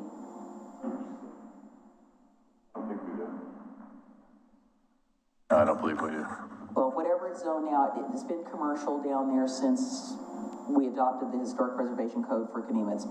It was historic commercial, and it was intended to, that's why we had the Captain Fellows House become a restaurant. It was under that particular requirement. So, yes, sir. I just want to make this abundantly clear that I do not believe that the SDCs that have been presented to us, that I do not believe that should be the rate that is paid for this. There is not going to be redevelopment if that rate is the sticker price. I also do not believe, I am not inclined to approve this appeal. Again, I am inclined to direct our staff as soon as possible for us to look at a legislative remedy so that they can then come back rather than us creating an exception to the rule and then getting us into sticky situations down the road, which is what past commissions have done. I don't want to do that. Well, if you would make that into a motion, I would support that. Because I was ready to not support, I was not ready to uphold the appeal without that caveat. Wait. Well, we're not upholding the appeal, I don't think. Deny. Yeah, it was not, yeah. Did you have a? Can we defer it? Do we have the opportunity to defer for a period of time while staff investigates these other solutions? As far as I know, there's no time limit in the law in which you have to take action on an appeal to an SDC credit action. The issue is that the applicant cannot get their building permit. I mean, they've delayed the issuance of their building permit while they're pursuing this appeal. So, In my mind, I view it as a balancing act between the collection of SDCs and and economic development. So the question is, who within the city can make those calls and find out if someone has a solution that they can send to us? Is that Mr. Graham? Well, I mean, maybe the applicant can speak to this, but what I've heard from them is with this SDC, the project is not going to happen. Right. Maybe that's changed somehow, I don't know, but if it's deferral to kind of determine what these other cities are doing, that's not going to take... Deferral of a solution, not deferral of the SDCs. No. Yeah, you're right. So if it's to get back to the city commission in a work session form that says, here's what other cities are doing around historic districts, we can get that in a timeline that fits in your schedule, right? Sounds important to you, so maybe there's some opportunities there. Something will just have to get bumped, because I think this is fairly urgent. But I think they want code too. That's a bigger lift, issue. For We need the facts. We need to know what other communities are doing. I guess before I close the public hearing, I have a question. Seth, could you come up? Closed it, didn't you? I think you already closed it. You did. Close the hearing. I didn't close it. Yeah, you did. Okay, I'm gonna reopen it, because I need a question about the OMS grant. So, as I recall, it's $200,000, and the expectation of the grant money is going to be used towards the interior improvements of this project. And so what is the state expecting to have happen with the expenditure of all the money? So, being that I was not involved in the original application, I'm gonna have to go back and read through all of that. So, just thinking through my head, the roof's been replaced. That's 50-50 between the state and the owner. That's the way it's written. I don't know if then the application or the grant process can be terminated. I don't know if the owner has the ability to then say, that's all we're doing now. We're only going to spend, approximately $40,000 of the $200,000 available from the state, and we're done. I don't know if there are other components within the building which can be, or exterior that can be improved underneath that grant that don't require a permit and therefore paying the SDCs. It's really going to be a call for the owner based on what that state grant allows. So I'm going to have to do some research on that, but that's what I was thinking through in my head sitting here. Well, obviously your head and my head were thinking the same thing, and whether or not they'd require it, the grant money that's currently expended to be reimbursed, I don't know. I think that's, not that it might or might not change the vote. It is something, I apologize for asking it at the end. It just came to my mind. Here's another question. Is there any provision of that grant that allows those monies to be used to offset either permitting or SDC fees? Or are they all, is it always assigned to physical I improvements? think it's assigned to physical improvements. is what I recall. I mean, you need a real firm. So they did fund other soft costs, so design and engineering. I don't know if it can apply to permitting and SDCs, but when the owner was putting together the overall budget, how much funding was going to be required, there was a portion that was the grant, and then there was the portion that he was going to fund. Obviously, with such a significant SDC number, budget is now a bust.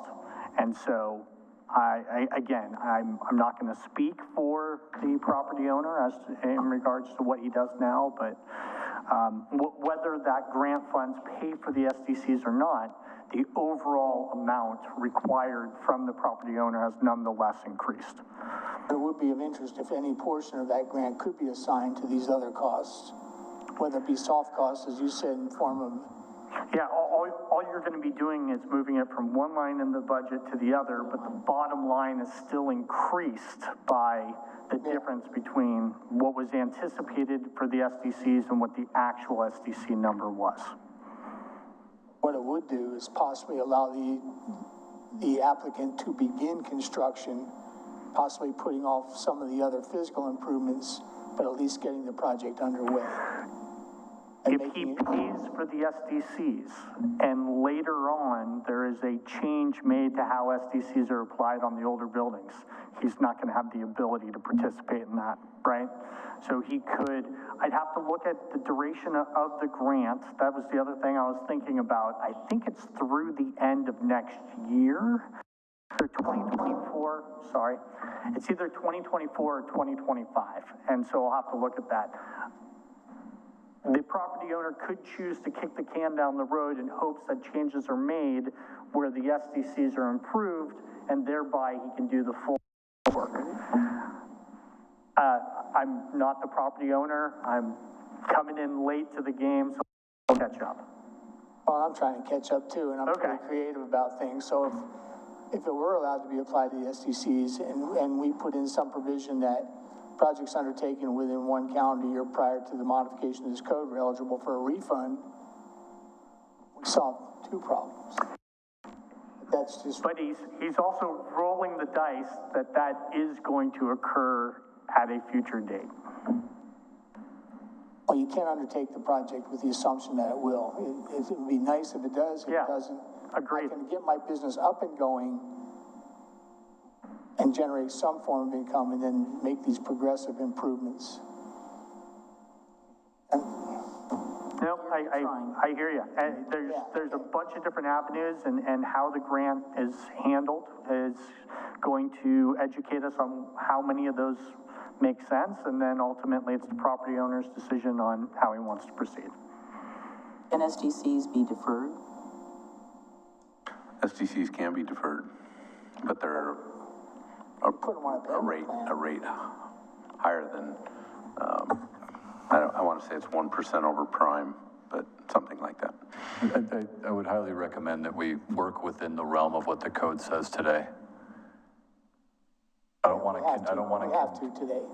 to condition. I would highly recommend that we not condition. We're asking questions. We're not conditioning anything. I just want to, there are, is this for everybody from this day forward? We're going to reimburse if this changes in 4 or 5, 6 months? Oh, we all understand that. These are just theoretical solutions for the future. We are stuck with what we have to abide by tonight. Right. Can I make a suggestion here, since I can't make a motion? I'd like to suggest that we table this till the next commission meeting, because I would really like to get the answer to the question about whether or not some of the SDC fees could be applied to the grant. And those answers from those other historic communities. Well, we might not get that in 2 weeks, but at least that would be the question. I don't. But that doesn't change. I know, it doesn't change the bottom line. It still makes it still breaks the deal for the owner. It may or may not. It depends what their timing is on the start of the. Exactly. I don't see how that helps. Yeah, I don't either. What would you? Because of I'll be the bad guy. Because of what we have before us tonight, I'm going to move to deny the appeal. It can always come back if we find a better solution. So I move to deny the appeal. Second. Okay, it's been moved and seconded. Would you do the roll call, please? And we don't get your little amendment in there that we're going to, is that, will you make second motion? Okay, perfect, okay. A roll call, please. Commissioner Mike Mitchell. Aye. Commissioner Frank O'Donnell. Aye. Commissioner Adam Marl. Aye. Mayor Denise McGriff. No. Passes. I would like to make a motion as well, Mayor. Please. Thank you. I move that we direct staff to explore ways that we can remedy this situation, whether it be through looking at other downtown areas in Oregon, about how we can look at making this a feasible project. Second. Roll call, please. Commissioner Mike Mitchell. Aye. Commissioner Frank O'Donnell. Aye. Commissioner Adam Marl. Aye. Mayor Denise McGriff. Aye. Passes. I would say that information sooner than later. I will chat with the project team about the OMS grant, see what else we can do in terms of working with the state to try to see if we can facilitate this project. This is, I said, it's been my entire career here in Oregon City. It's been a building I've wanted to see redeveloped. Anyway, thank you, everybody. Thank you, John. All right, last but not least, we have the Mountain View yes. Take a short break. Yes, okay. Let's come back at 5 minutes to 9.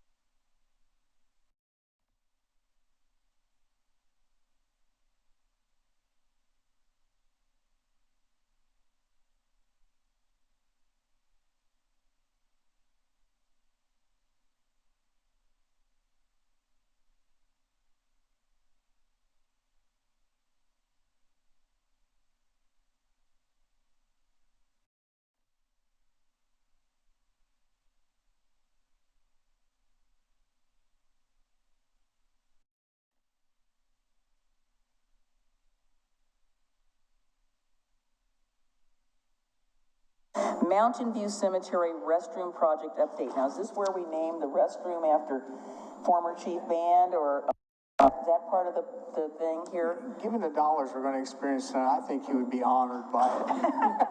Well, you know, Shaun is aware that the police chief is in charge of inspection of privies and other items according to chapter 3.18. So this is totally appropriate. All right. Section D is Mr. Conkle. Thank you. So we have the Mountain View Cemetery and Site Improvement Project update. So I'll go ahead and turn it over to Denise to give the PowerPoint presentation and update.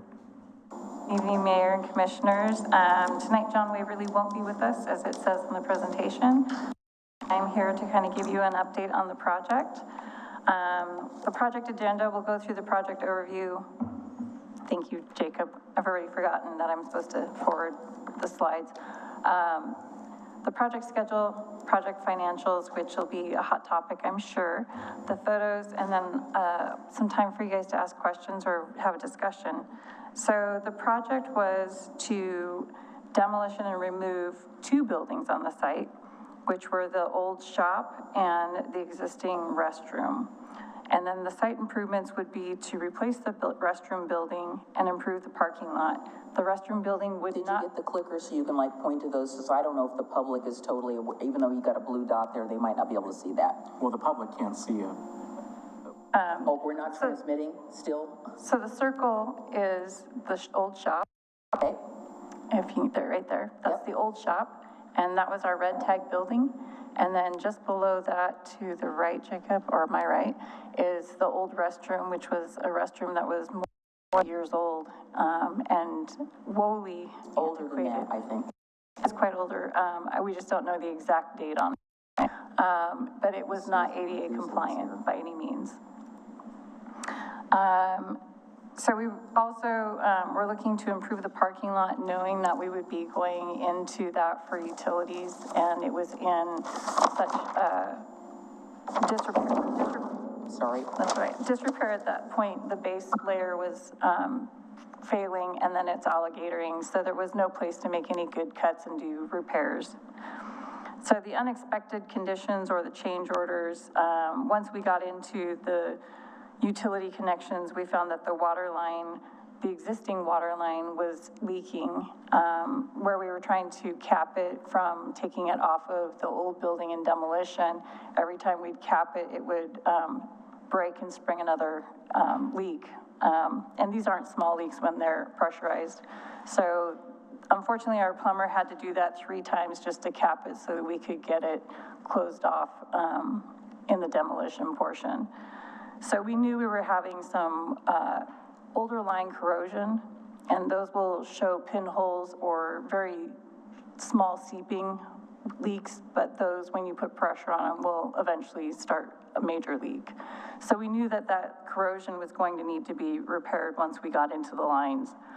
The electrical updates with PGE requirements, and then an exterior light that needed to be replaced. It was a pole, and it didn't have the infrastructure at the base of it, and it was unsafe, so we needed to have that taken care of, removed, and a new light put in planning code conditions.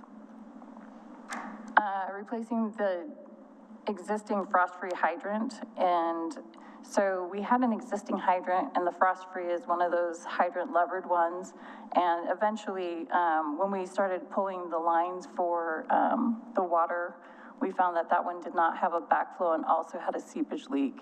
So once we touched that, we are also obligated to comply to code and install a backflow. So that needed to be replaced in total based on the fact that it had a leak in the hydrant itself, and that we also needed a backflow device.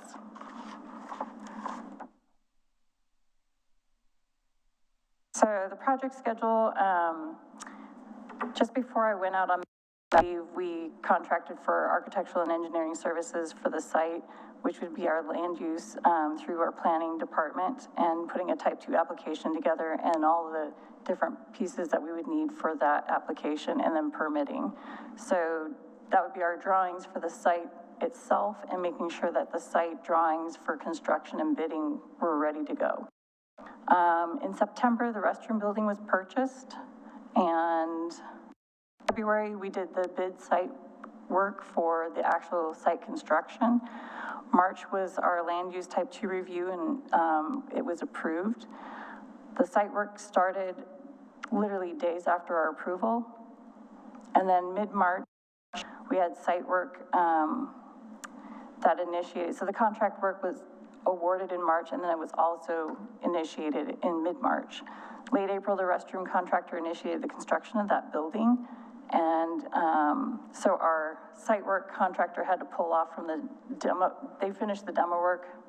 The site contractor came in with the restroom, and those guys continued to finish building the restroom. Then our site work folks came back and did the final site work and paving. July, early August, we got our final inspections and temporary occupancy. We have a bike rack that's on order and needs to be installed yet, as well as some trees that we're trying to hold off just a little bit longer past this heat dome and get those installed, and hopefully those survive. I do want to thank Aquila and the planning department and Jim and the building department for all of their assistance and help getting us through this project. It kind of takes a team to get us through everything. The cost overages, before we jump into the financials,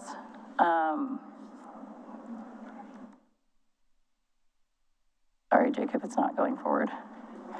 There you go. Sure. So, I didn't make the assumption, I saw there, but you said that, so this is a prefab building. This is a prefab building. It is a block building, so the society of block buildings versus our traditional stick-built buildings is higher and a longer rating. We did a metal roof structure as well, so again, sustainable, a little bit longer term. So does it come with just the shell and you do the TIs inside, or it comes already like the bathroom? These guys will build it from the ground up in block. They basically will start with the foundation like a stick-built home. So the foundation and all the utilities stubbed up. They'll build their block tiers, and they continue to raise the tiers up. There's different points in time where they have to do the grouting and concreting into those blocks to make it stable and sustainable over a long period of time. They're pretty darn sturdy. So those blocks then will come up to the roof level, and then we put trusses in. So the stick-built portion is the truss for the roofing, and then the metal framing over that, and the metal roofing. So it's partially stick-built and partially prefab? It's minutely stick-built, and it would just be the roof structure. Okay. That explains it, because when you said building and then... Site construction. Yeah, okay. Yeah, site construction is going to be our groundwork, and then all of our finish work. And then the building, the restroom building itself would be including the plumbing interiorly of the building and all of the mechanicals that go within the building, as well as the structure of the building itself. Okay. 2 different contractors. My question is more, how did we arrive at the original budget of $350? Good question. I was asked specifically what it cost us for a Chapin restroom, which was roughly about $350,000. We had a quote early on for demolition of the shop, and the restroom would be able to add to it. So there was a demolition estimate at some point in time. So I think there's just I was gone a portion of time for a medical issue. So I think there was maybe a little bit of disconnect in regards to what this particular site needed versus what we did at Chapin. I think each site is very different, and anytime you get into an older site, you're looking at potentials, not necessarily known conditions. Yeah, I'm just, my training was take the job and make money on the change orders, so I'm always suspicious of that. And I'm looking at the change orders, what we incur not in the building itself, right? The building stayed stable for price. The building stayed stable for price. I think we had like a $700 back and forth with our vendor when we did the contract for some minute changes in the structure of the way the locks were systemed. But the single biggest contributor was site work and improvements. Site work improvements, and a lot of those were the unknown conditions, like the water line issues, things that we wouldn't have been able to see from topside or expect would be as extensive as they were. It's a really old site as far as those water lines would be concerned.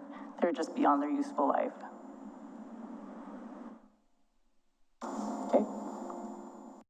Next, we're on the financials. So again, with the cost overages, the offsets were that we had known vacant staff positions. We work on a bottom line budget. So there were also some previous fiscal year savings, and then we knew we had some FEMA reimbursement and ODOT fees that were coming to our department. So those were offsetting some of these expenses that we were aware of coming into this.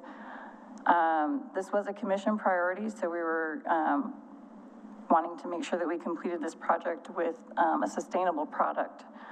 The inflation of the construction services and materials was extensive in the last year, well beyond any of our imaginations in the last 2 years. Construction costs have been exorbitant.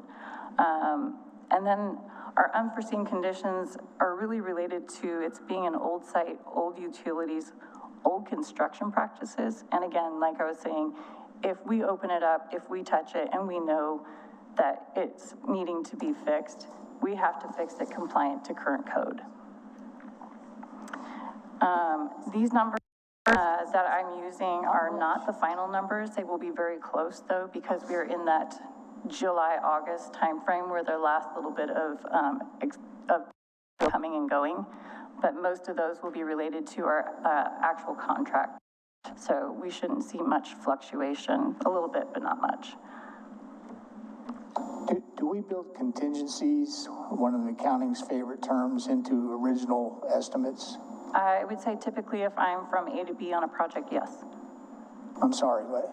If typically on any construction project that I'm working on from A to B, then yes, we would.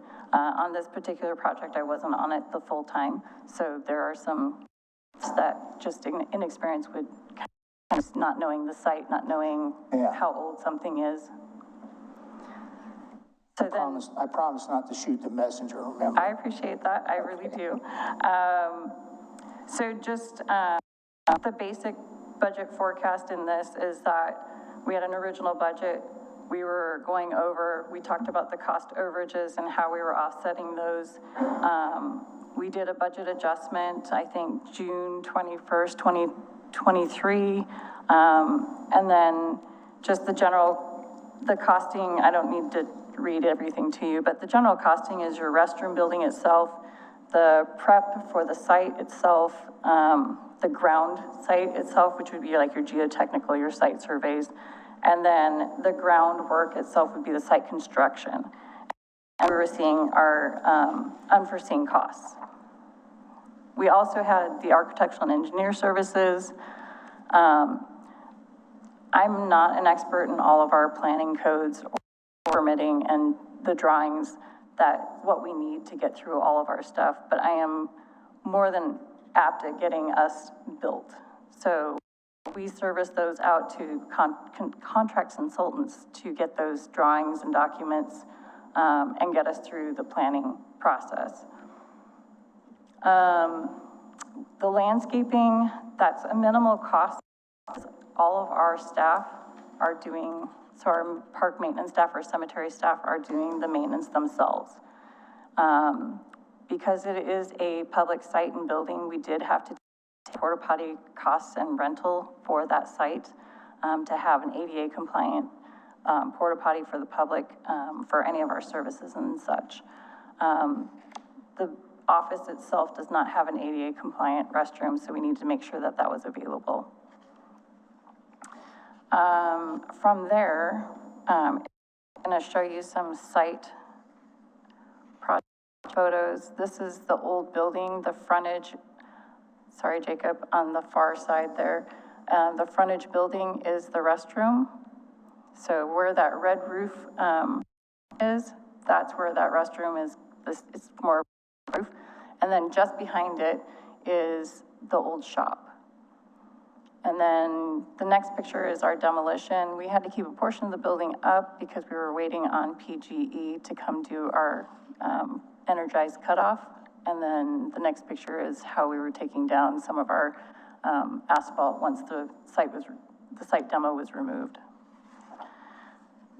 And then we go into construction. So this is where we talk about being in the ground. We've got our footings, our utility stub ups, and then you can see that they're staging the blocks. And then the footing and the blocks staged again. And then our parking lot is the next photo, which it's not a straight on view, but you can see that it's gated and that there's depressions within that. And then we would be cutting into that to do our site utilities. So with those site utilities, once you go through the asphalt, you're gonna have to patch it. And there's no clean way to patch a deteriorating parking lot or asphalt patch. So what we did is, just to the next picture, is we did a full parking lot all the way up to the roadside where we had a pretty good area to cut and patch to. And then we did, to today's code, the size of our parking stalls and ADA compliant parking down by the office there. Our concrete work is our next photo, and shows, you know, just the complexity of how those curbs have to be installed sustainable if somebody hits them with their car. And then the one on the far end is our curb for code compliance for any runoff. The men's restroom is the next one, just a snapshot. These are stainless steel, high vandalism capacity. They still get vandalized, and wear and tear, but these are probably the sturdiest you can get in the market for public restrooms. And then we have a compliant ADA stall for the men's, and then the women's is the 3 stalls. So we have 2 standard, 1 ADA, and then the sinks in there. And then that little tiny button in between the sinks is an actual hand dryer, so mechanical. The part of this, what we've been doing in some of our restroom builds is providing a storage area. So we're not having to shuttle supplies back and forth to all of our restrooms. So as we build these restrooms, we build a storage area. Within that storage area, you can see just, you can see the roll-up door, but then you can see a little door right off the side. That little door is our chaseway. So between the 2 restrooms is where all of our plumbing and mechanicals are, and they're housed in a climate-controlled environment so that in the winter, we don't have basically line breaks from freezing the water in the lines. But that roll-up door allows us to put supplies in there. At the cemetery specifically, we have our black track mats that we drive over when we're on cemetery site plot areas. And so that trailer has been stolen. We're rolling that one into this storage area. It still gives us plenty of room for other storage. It also gives our cemetery worker a climate-controlled area to work during the winter when it's really bad. So if there's drilling or things that he needs to do on nameplate bars and things like that, he can do it within the site facilities there. And then our garbage enclosure, which is also compliancy or planning code compliance, is to have it screened off. So we do have that installed as well. It keeps all of our bins and storage back there for the garbage enclosures from view. And then the last one is restoring and improving the landscape. So we've done quite a bit to restore the landscape, and then the irrigation was reused, although with the new sidewalk, we had some repiping, but minimal. In the corner there, where you see kind of where we're seated, the grass, by the sidewalk that jogs over, that's where our bike rack will be, is right in that corner there. And that concludes the update. I will be more than happy to answer questions. So how many square feet of actual buildings did we build? It's about 900.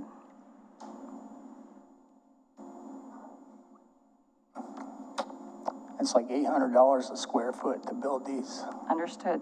They'll last for a very long time. My question is, I know we worked together when Public Works, we had a construction management company. Does someone within the city get assigned to be the interface to these contractors? Is it any one person or a team of people, or how does it work? I'm sorry, I missed the first part. Is there a project manager? Is there a project manager within the city that, or was it a group of people, or did it get passed around over time? No, it was primarily me. There were portions where I was unavailable due to my medical leave, Sure. but it's primarily me. Okay. So the same thing goes, we'll work with the general contractor. In this case, we had two, one for the restroom and one for the site. So I'm primarily conduit between the city and them managing the project as well as working with the architect. Just trying to understand it. Thanks. Mr. Mitchell, questions? Can you bring the finances slide back up? The first, there were two slides, but the first one of the two.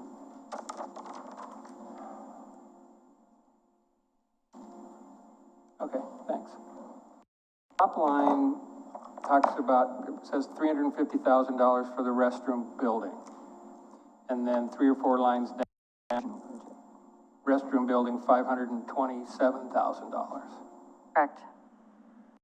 You didn't have a contract for them to provide the building for $350,000. How did it end up being $527,000? I understand all the, the site things and, all of that, but they quoted $350,000 for a building. Why did it cost us $5? I don't believe they quoted us $350,000 for the building. I think that was an estimate based off of our previous cost of a building. Oh, okay. We use KPN cooperative agreements. It's like having Oregon State, what do you call it, ORPN, so that you don't have to go out and bid, so you don't have to do a whole scoping and bidding.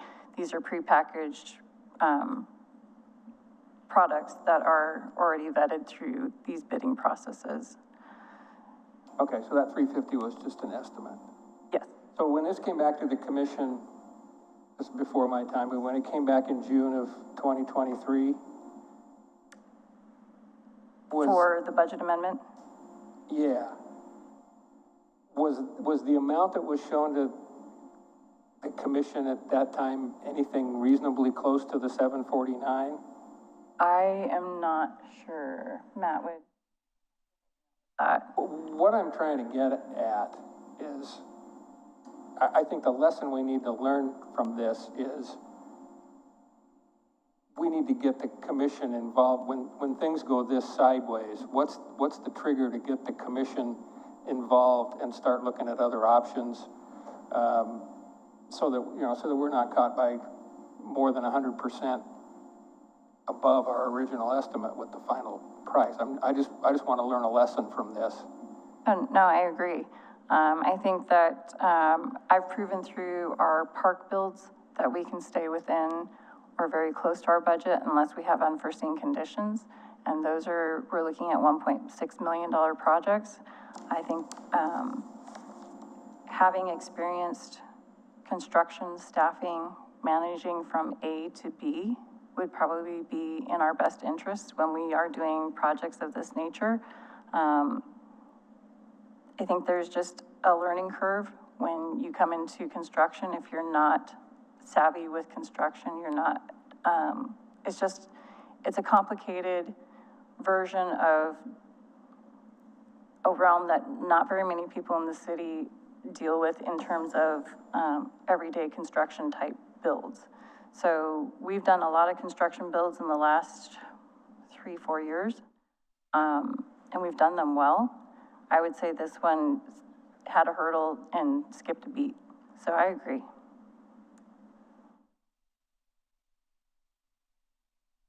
So what control can we put in place when this commission is made aware when one starts to go sideways?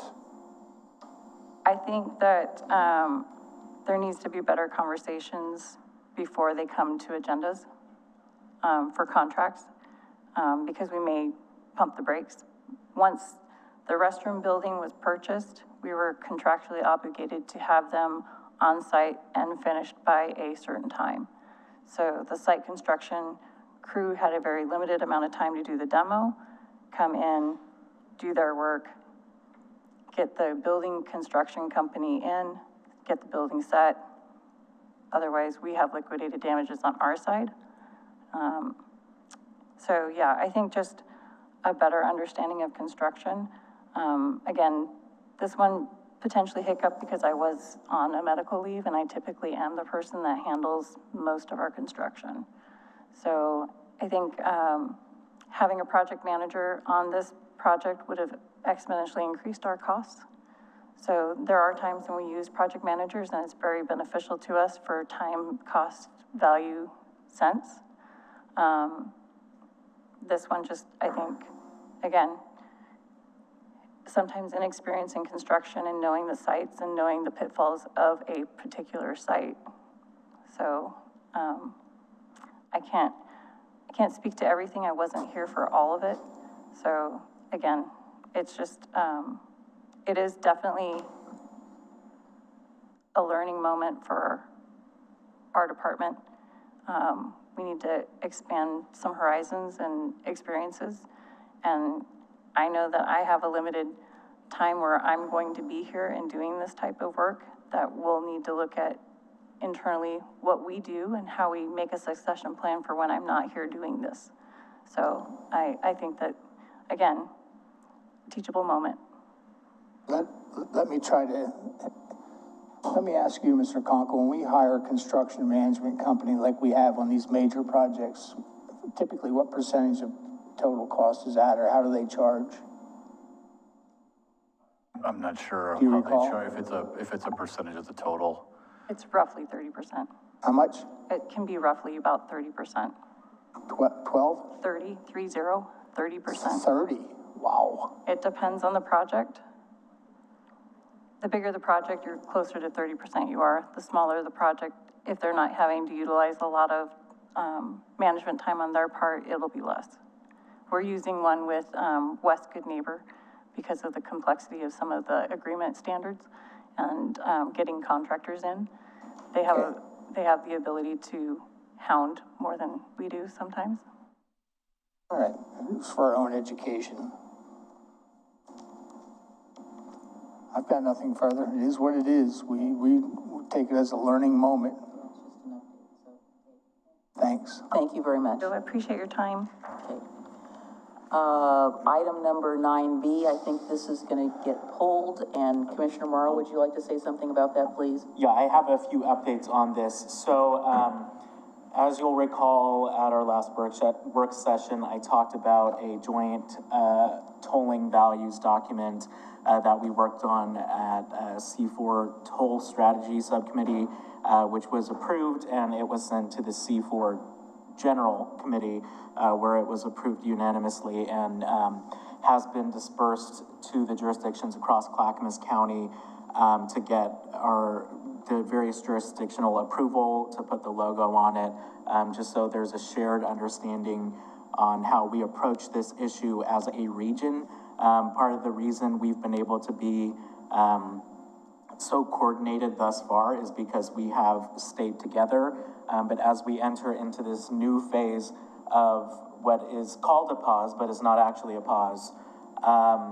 as we enter into this new phase where there are still a lot of unanswered questions, there are a lot of things that we were told would be improved and have not been improved, there was a need at our C4 retreat for us to reestablish shared values across Clackamas County. And so there were some concerns that were echoed that it seemed too neutral. I would just say that this document was modeled after something that was a document that was approved by the Board of Clackamas County Commissioners, and it's hard for me to see how, if it was anti-toll enough for Tootie Smith, Mark Scholl, and Paul Savis, that it's not anti-toll. However, that comment was taken with good regard, and some changes have been made to make it stronger. I will note that the first sentiment on this document is that it is not an endorsement of tolling. There were concerns that it was, again, too neutral, and what I would say is that what this document does is it does not say that we support tolling. It recognizes the fact that we are in a situation, a not good situation, where we're dealing with ODOT, and we as cities across Clackamas County need to have the same tactics so that they cannot divide us, try to buy us off, try to meet with our different staffs separately so that they're putting us in competition for mitigation projects. This is a recognition that that's what they're trying to do right now. And regardless of where we stand on tolling, that's going to happen either way. So with that being said, we made revisions today at our C4 Toll Strategy Subcommittee. And so I will just, after I finish commenting, we'll move that we just table this discussion because there's going to be a newer draft circulated first to C4 for approval, and then to the jurisdictions again. I will note that, you know, getting a draft document together for every city and every jurisdiction in the county to agree to is no easy task, but it's something that we have to do so that ODOT does not divide us and try to pit us against each other for funding as a strategy of buying us off and keeping us quiet. So I do support the document as it is now, but recognizing that there are still concerns. There were updates made, and county staff has emailed that out to me, so I will forward that to Mr. Conkle so that he can get that out to everyone here, but with the understanding that there are still approval points to be made down the future at the C4 larger committee. I will second that motion. I would agree. I've already been asked several times by ODOT staff is that, well, what types of projects could we offer you to help mitigate tolling? And my answer is, I'm sorry, you're not buying us off. We're not going for that. And I just wanted to say I appreciated your revisions. Commissioner Savas brought those forward at our meeting today. I don't think that I think pretty much all of the things that are in the document as is have been in comment letters that we've sent as part of the EA process. We sent in a comment letter that said the exact same things. It was just in a longer format that didn't have anything, or didn't have everything distilled. So I don't think that approving this now goes against what we have done in the past, but recognizing that we want to get as much appeal across the county as possible, I will be pulling this. And then I would also note that there are counties, or there are jurisdictions in the county who do not share our position. They are either neutral or some of them even support tolling.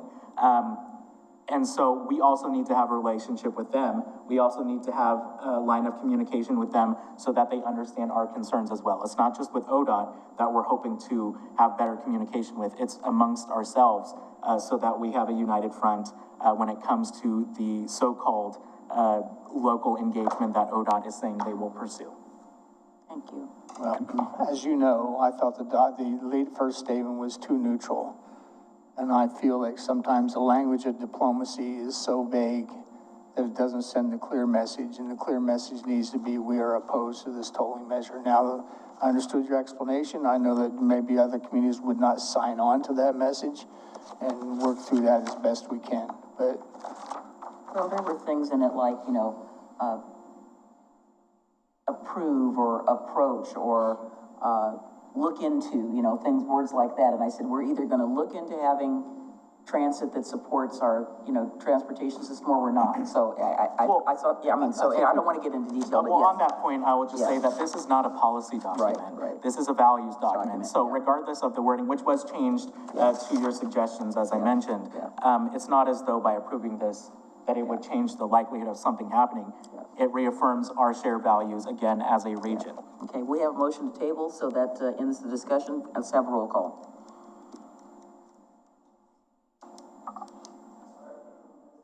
Who seconded? I did. Aye. Aye. Commissioner Adamaro. Aye. Mayor G. Aye. And so the intent, Commissioner Marl, would be to bring this back at the September 6th meeting? Or is that what we're trying to do here? I think so. Depending on if it is approved at our next C4 meeting. Okay, all right. Approved for dispersal to the jurisdictions. So why don't you just hold a placeholder for that? 'Cause I'd like to get comments back from our folks too.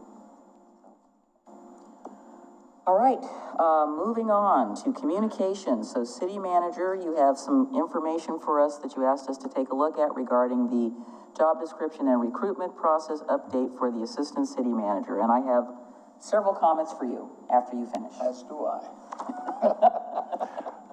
So in the staff report identified that the commission did approve the creation of the assistant city manager position beginning January 1st of 2024, in coordination with the human resources director. We looked at multiple jurisdictions, coming up with the job description that's been provided for the assistant city manager position. We also laid out the process that we're anticipating to use to advertise, vet, and eventually interview and hire for that position. Commissioner Mitchell also asked for what we anticipate the responsibilities be in an org chart at the executive level, so we did add that last Friday, indicating that the assistant city manager would be working with the human resources, information technology, library, potentially creating the new facilities that's currently part of Parks and Recreation, and then the special projects or projects as assigned. And realizing as we had that discussion during the budget committee process when we talked about this, you know, some of this may also depend on the candidate that fills the position. There may be an educational component or a work history component that would justify maybe changing this a little bit to fit the talents of the successful candidate. So I'll go ahead and stop there. If you have questions, love to answer them.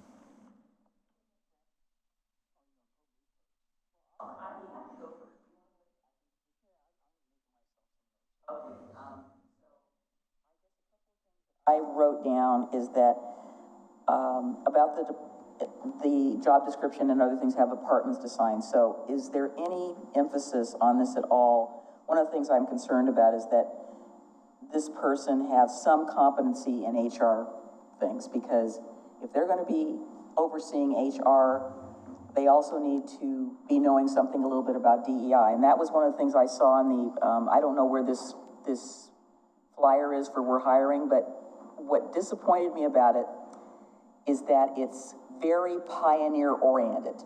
It does not talk about any of the DEI work that we've started doing, that we're looking at, we're a diverse community.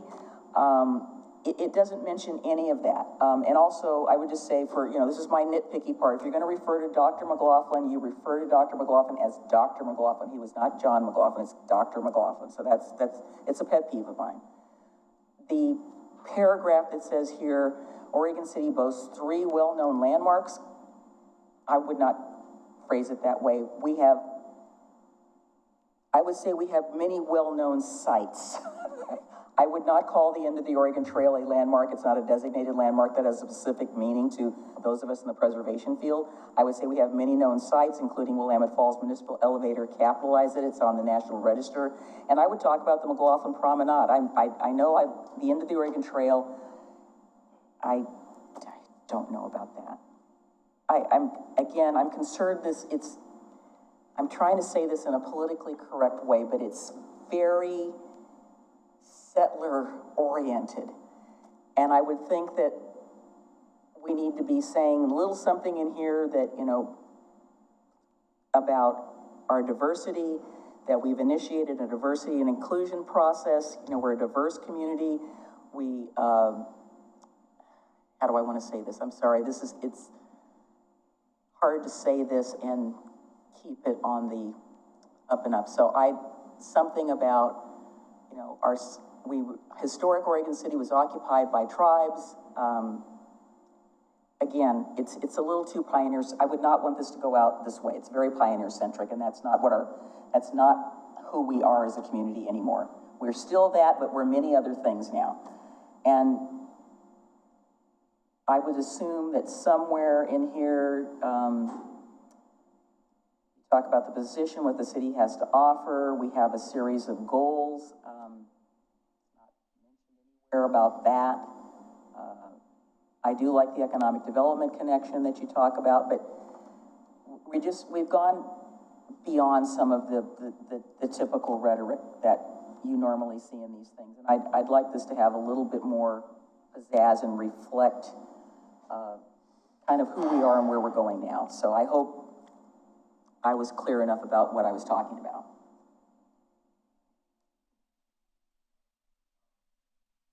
For me, what I liked the flow chart, organizational chart. I like the division of labor as depicted because I plays to the strength of some Mr. Conkle, which I've always felt were outward facing, and maybe we search for somebody with inward facing skills. Not saying he doesn't have them, but I think we should look for complementary candidates, best of both occupants.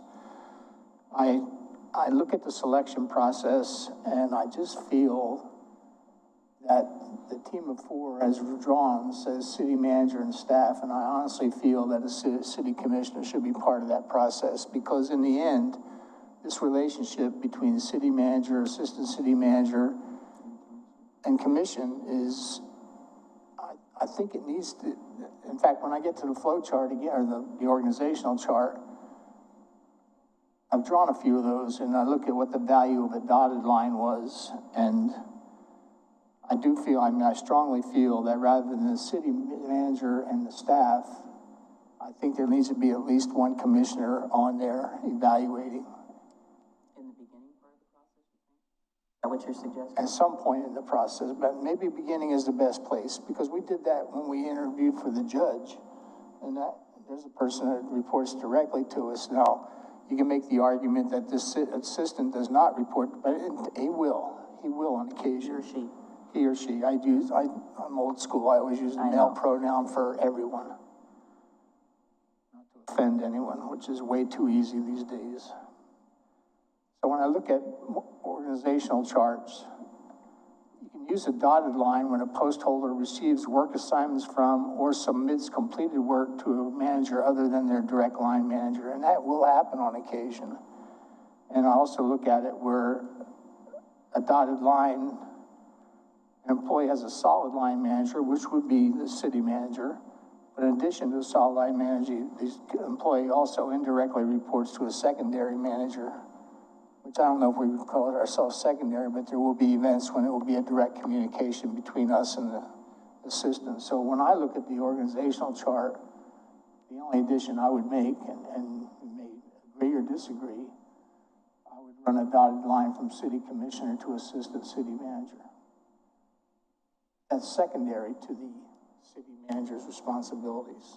I was wondering where the process was. So when we interviewed the economic development position, you had an internal, and then you had 3 or 4 candidates, and then there was sort of a little bit of an open house or whatever, where I was participating in that, where we vetted the candidates before the final selection was made.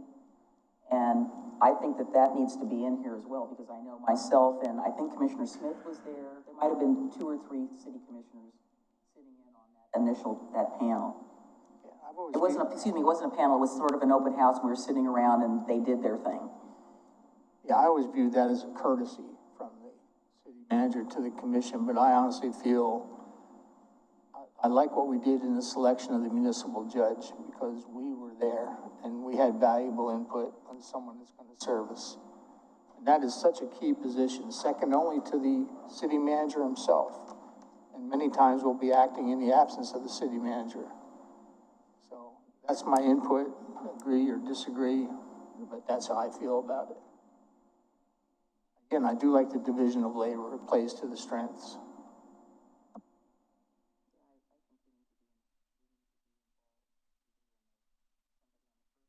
And then if you pick 2 to 3 candidates, then we sit and visit with, I mean, we did it with the Parks Director, we did it with Economic Development Manager, and I think I recall a couple of other positions. I know I sat in, listened to, they were given their final pitch. Well, in the end, who's responsible to the citizens of the Oregon City? In the end, who's responsible to the citizens of Oregon City? What's their... We are. Yeah, we are. So I think we should be participants in it. Comment? I agree with that. Not necessarily in that first application review, but once it's down to 8 or 12, then there should be a solid commission representation at each step of the way after that. And I guess I'll just say, when I read the draft flyer, I didn't get the same vibe that you did from it. So, difference of opinion. Well, we're also from a little bit different cultures as well, and I was reading it with the DEI lens, is how I was reading it.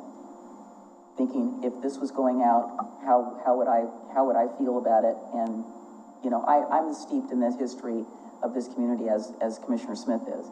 But we're that and more. Sure, understood. See, I feel DEI is a component of everything we do. It doesn't need to be the leading component, but it needs to be an essential component of everything we do. But it wasn't even mentioned that we're embarking on that process, and I think that's important for this person to know that. Or at least a statement of recognition of the value of DEI. Right. That I could abide by that. Patrick's nodding his head. He's getting it. He's getting where we're coming from.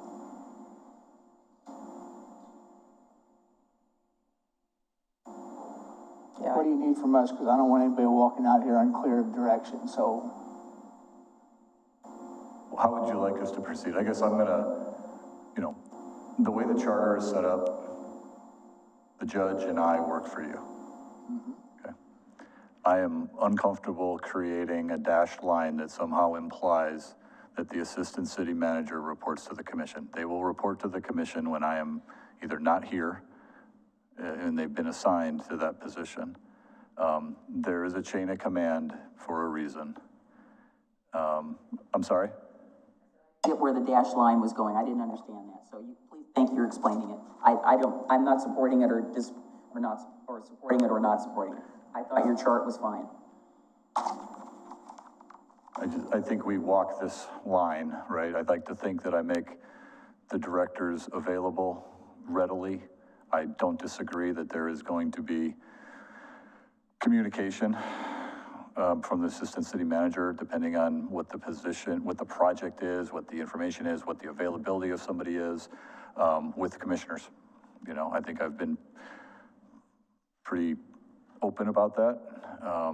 I do think, though, at the end of the day, right, that it is the city manager's decisions that have to be implemented, and, you know, having multiple potential expectations of direction is difficult, I think. how do you feel about city commission participation in the selection process? I guess I'd love to hear what that means, right? I mean, we've done this before where, you know, we've done kind of the open house concept, and well, I think regardless of whatever process we do, at the end of the day, it's my decision, right? This isn't a vote of the commission to hire this position, nor fire this position. So, you know, historically, we have done that. I mean, the closest thing I think of is that open house concept. I don't know, have we done interview panel with a commissioner on the interview panel? I'm interested in the open house situation where we sit in and, I remember the last time we did it, the last couple times, you asked me my opinion, you know, and I was very appreciative that you asked me what was my vibe, what I feel when I was listening to those folks, and I appreciated your allowing me to have that input. Because I think there was, right, it's either kind of open it up and then everyone can attend who wants to, versus picking on, you know, one or two commissioner, right, because we don't want a quorum, not a public meeting, and decision-making during the interview process. you know, to participate, right? I mean, those are, I think, kind of the two, and historically, we've gone with the open house concept, provide comments, that then get incorporated into the decision-making process. I think that's reasonable. Well, I feel strongly that a city commissioner or one of us should participate in the selection process. How do you feel about that, Michael? Okay, thinking. Well, I believe that we need to be a part of the process. I absolutely agree with that. I just don't know how I feel about one commissioner over another being a part of that. I don't think that necessarily lends us to having the best opportunity for all of us to gauge what we believe is, or who we believe is best fit. What I see as the bonus of having an open house is that we can all be there. And Tony can, I'm sure, would be observing how these candidates interact with all of us, as well as, most importantly, the community members who show up. And hopefully that would have an effect on a decision there. So I agree that the commission needs to be a part of it. I don't know what it looks like beyond an open house, because I'm open to something beyond that. I just don't necessarily feel comfortable designating one commissioner over another to have an undue influence over the others. And then I would also say that for me, when I look at our position and explain it to others as if we're a board of directors, I think the chain of command here is very important for us to uphold. So I don't have a problem with the org chart as presented. Obviously, like any other department director, we're going to be interacting with them all the time. But when it comes down to what our job is as essentially the board of directors, we have a CEO, and that's Tony.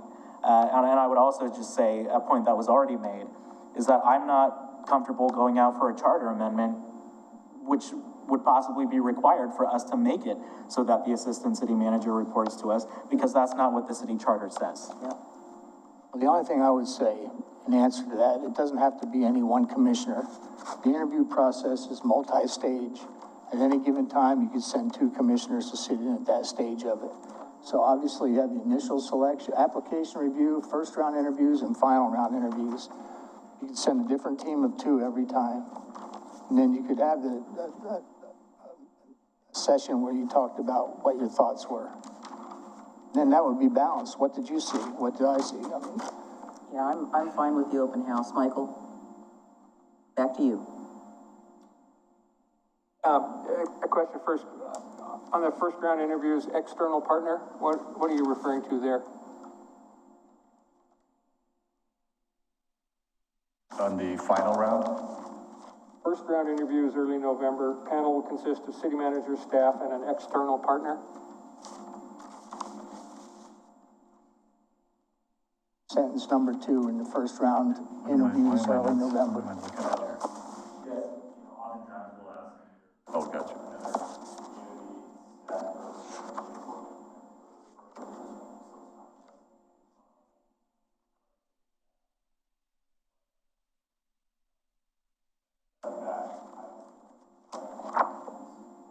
So maybe like the chamber director, somebody like, I mean, I'm just throwing that out. I'm not saying it's that person. Fire district.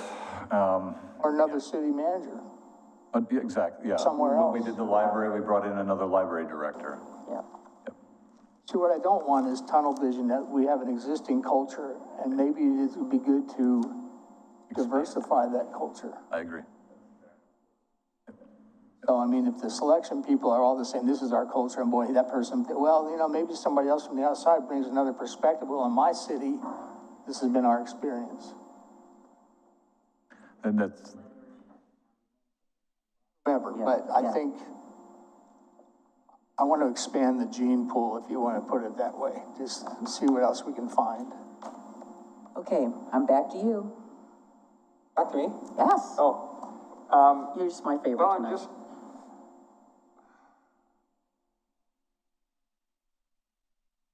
The concept of having an open house where we get down to the final candidates, and then we can come in and vet them. Always. And I forget, I apologize, Aquila, I sat in on yours too, I apologize.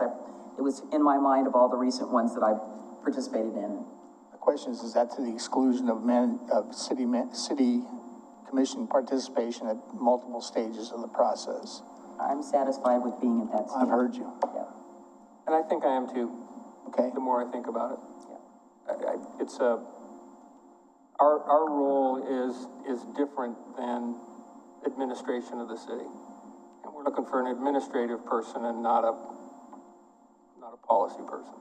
So I'd be okay with that. I guess I don't know where it's with, again, on that first round interviews, staff, how many people that may, I guess I might make that committee a little bigger than that. And hearing, because I don't disagree, right? We want to avoid groupthink. We want to avoid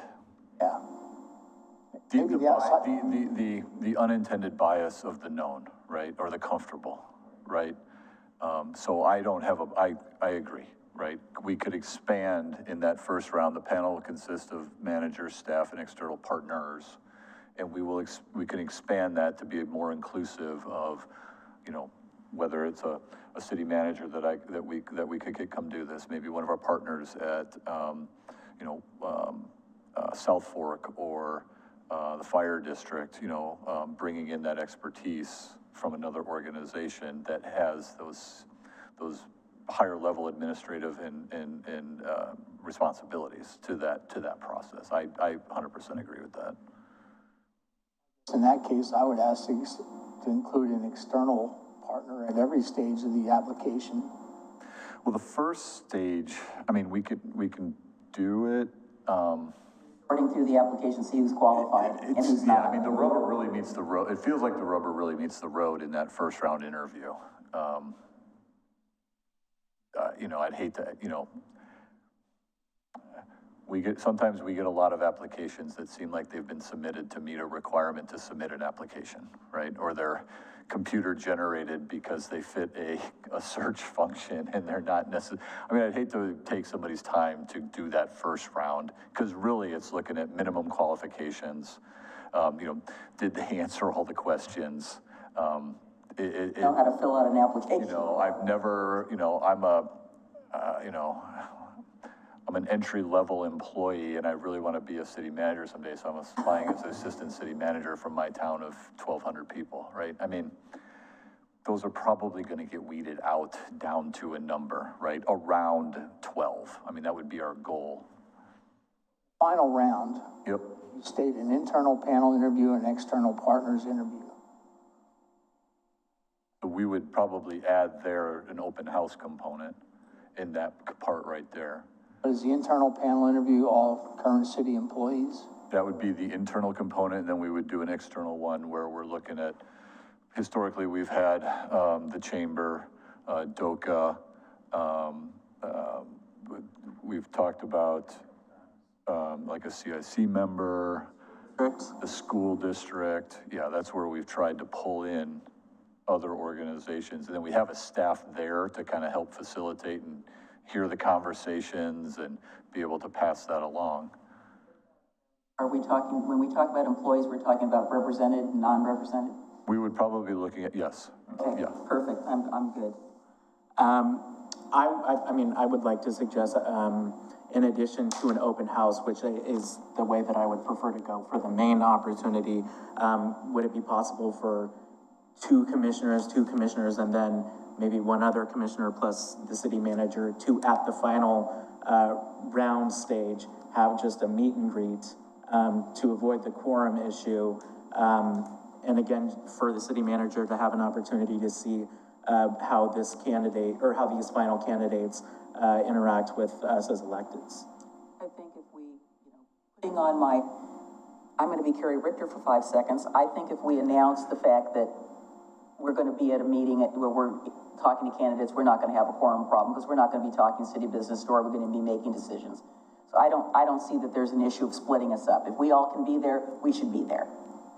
I think you're asking for something different than that, though. Well, right, something in addition to an open house, something more intimate, where there's an opportunity for us, again, recognizing that they're not a direct report to us, but having the opportunity to mingle with them. What was that? I just said, I'm just going.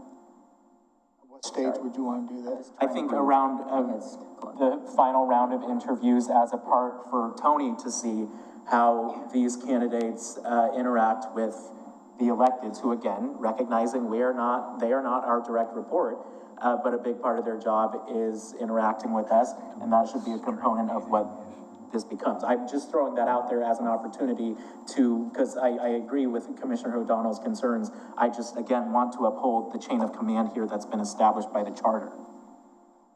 I agree with what you just proposed. So you're saying if we get together and we all go, Tony, oh, this person has bad vibes, then. Well, and in the end, that's his decision. I know. But I know. if two of us Go each, you. plus one on our own, have the opportunity to have a more intimate conversation in a setting that is in addition to an open public house, or a public open house, I think that would probably give him good insights, and it would give us insights as well. I would worry a little bit. I just, string meeting. Serial meeting. Serial meeting. Okay. Yeah. If you, even if, you know, Frank sends, Commissioner O'Donnell sends Mayor McGriff an email, and then Mayor McGriff sends Commissioner Morrow an email, that is a string, that is a serial meeting. Yeah, but could we not hold an executive session afterwards to discuss what we thought? Since it's personnel related? It's not your. It's not personnel regarding us. I think we've had this, the executive session would be about me as your employee.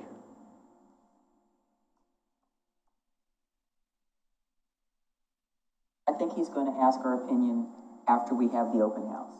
I think he's going to get enough information from us that I think it will be more than adequate.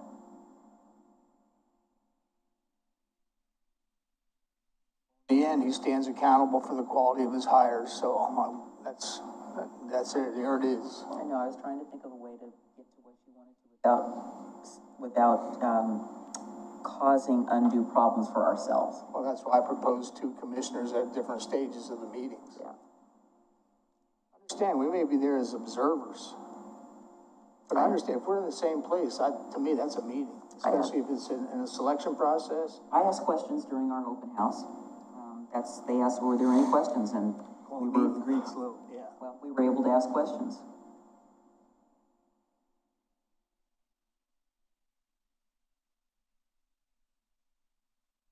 I think you've got a meet and greet.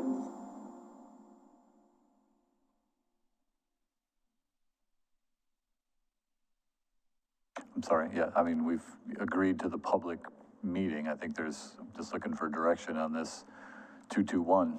I know this, this is really hard to say, but, I appreciate what Commissioner Morrill said. At the end of the day, this is the city manager's responsibility to do. I'm trying to be, how can we be as open as possible to have a fair give and take and sharing of information? Obviously, your input is important, but how do we do that in a way that's legal and productive? Yeah, and I'm not saying, I just don't want to be in a position where, oh, look, here are my comments that I sent in, and it gets to multiple people.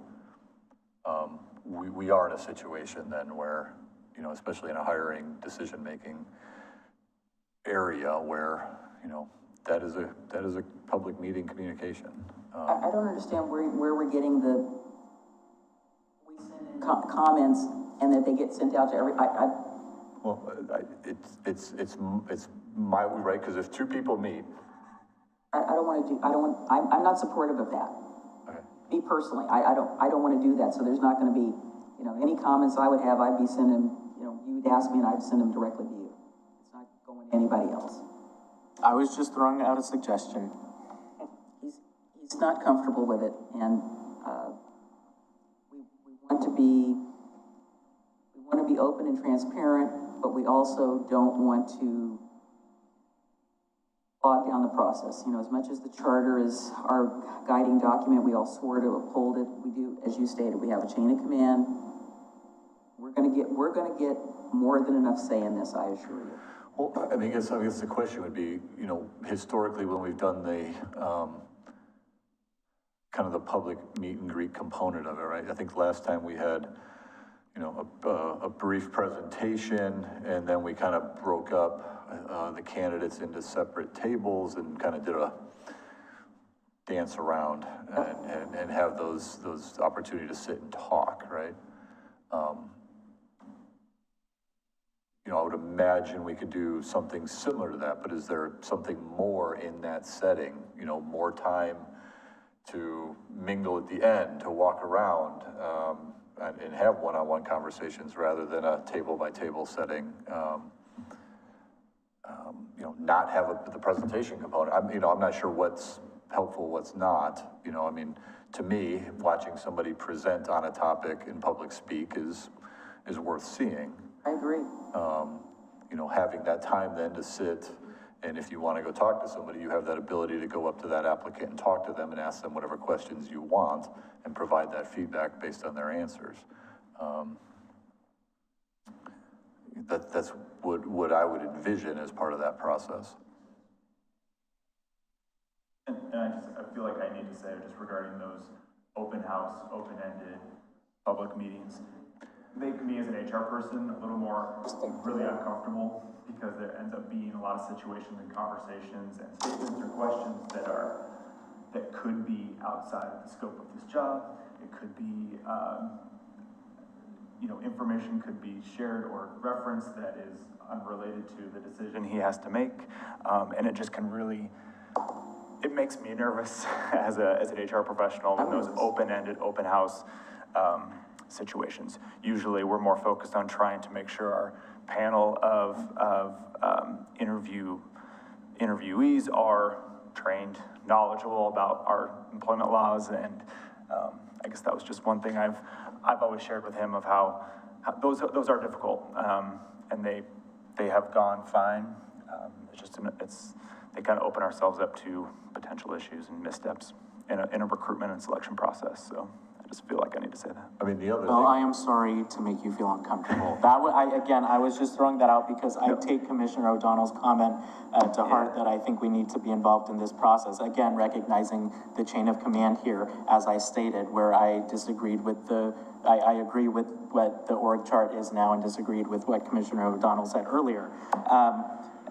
And I appreciate you explaining in a little more detail what this open house looks like, which allays kind of what I was trying to get at in the first place when you were talking about having those rotational meetings, because as long as I've been here, the only one I remember was for our community development director. That was during COVID, and I remember sitting on my couch watching it on Zoom. So not having necessarily having an understanding of what has been done in the past, I think what you've explained to me here, it is sufficient for what I was trying to get at. I mean, the other thing would be, you know, instead of, I know historically, I think we've done these, I can't remember specifically, we had all the candidates there. Yes, you had them all there. The other would be for a more, you know, one-on-one would be one candidate comes, you know, maybe the questions from the commissioner incorporated into more of a question-answer type situation in a one-on-one setting. You know, Can I back that up? No, you brought them in one at a time, they had their time, and then they left, and then the next person came in, and then the next person came in. So no, they weren't all there, they were all there for the session, but they did individual presentations, yes. Yeah. Now, I feel really cheated that we didn't get to go through that with Mr. Zook. I mean, I feel like I was somehow robbed of the opportunity to marvel at his financial acumen and his brilliance, you know, on finance. I just, you know, how come we didn't do that? I'm sure you're making the IT director feel really bad, because I don't think we did that for him either.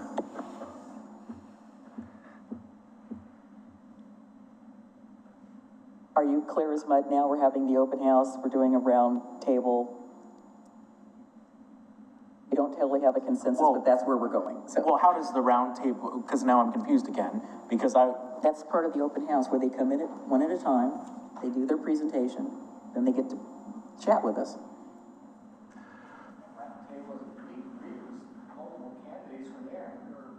Going from table to table. Because that's what you had originally explained, that allayed my concerns that I was trying to get at with the more intimate, but with what was just described by the mayor, where they come in one by one.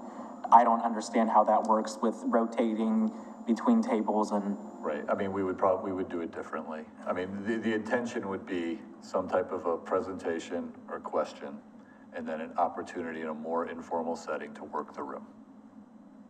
So, we can do it like we did before, where one person comes in, presents. You know, we can set this up however we need to. I think before, there's been times when we've had all the candidates in the room presenting at the same time. It's a little awkward. Yeah, it was. The one time we did it was super awkward. Give the person their time and their time to meet, you know, so 25 minutes, 30, whatever it is, right? And then the next person comes in and does their presentation or answers their question and then meets folks and then another. I mean, we can work on that knowing that we want a presentation and or answer questions and then an opportunity to mingle with whoever is there to have those, and whether we do that all at once or one by one, we can figure that out logistically. Get that a little more fleshed out, and then let's move forward. Okay, so we've heard the comments. Am I bringing this, is the request to bring this back and see it again, or are we incorporating this process and we're going?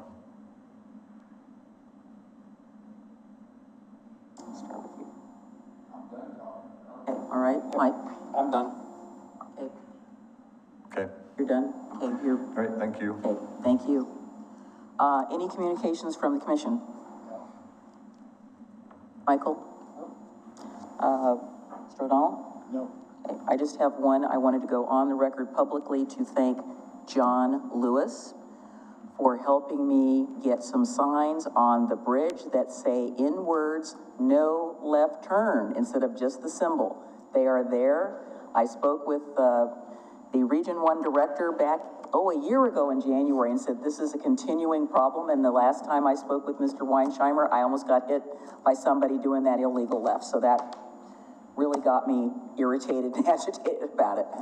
And so now the signs are there. I saw them, there's 2 of them, and they made a pavement marking also with an arrow that goes like this. There's 2 signs that say no left turn in addition to the symbol, and I really appreciate it. I'm hoping that our drivers read, and if you're out there driving on the bridge, do not turn left. So thank you, John, for helping me get that done. Being no further business, welcome Chief Davis. We are adjourned.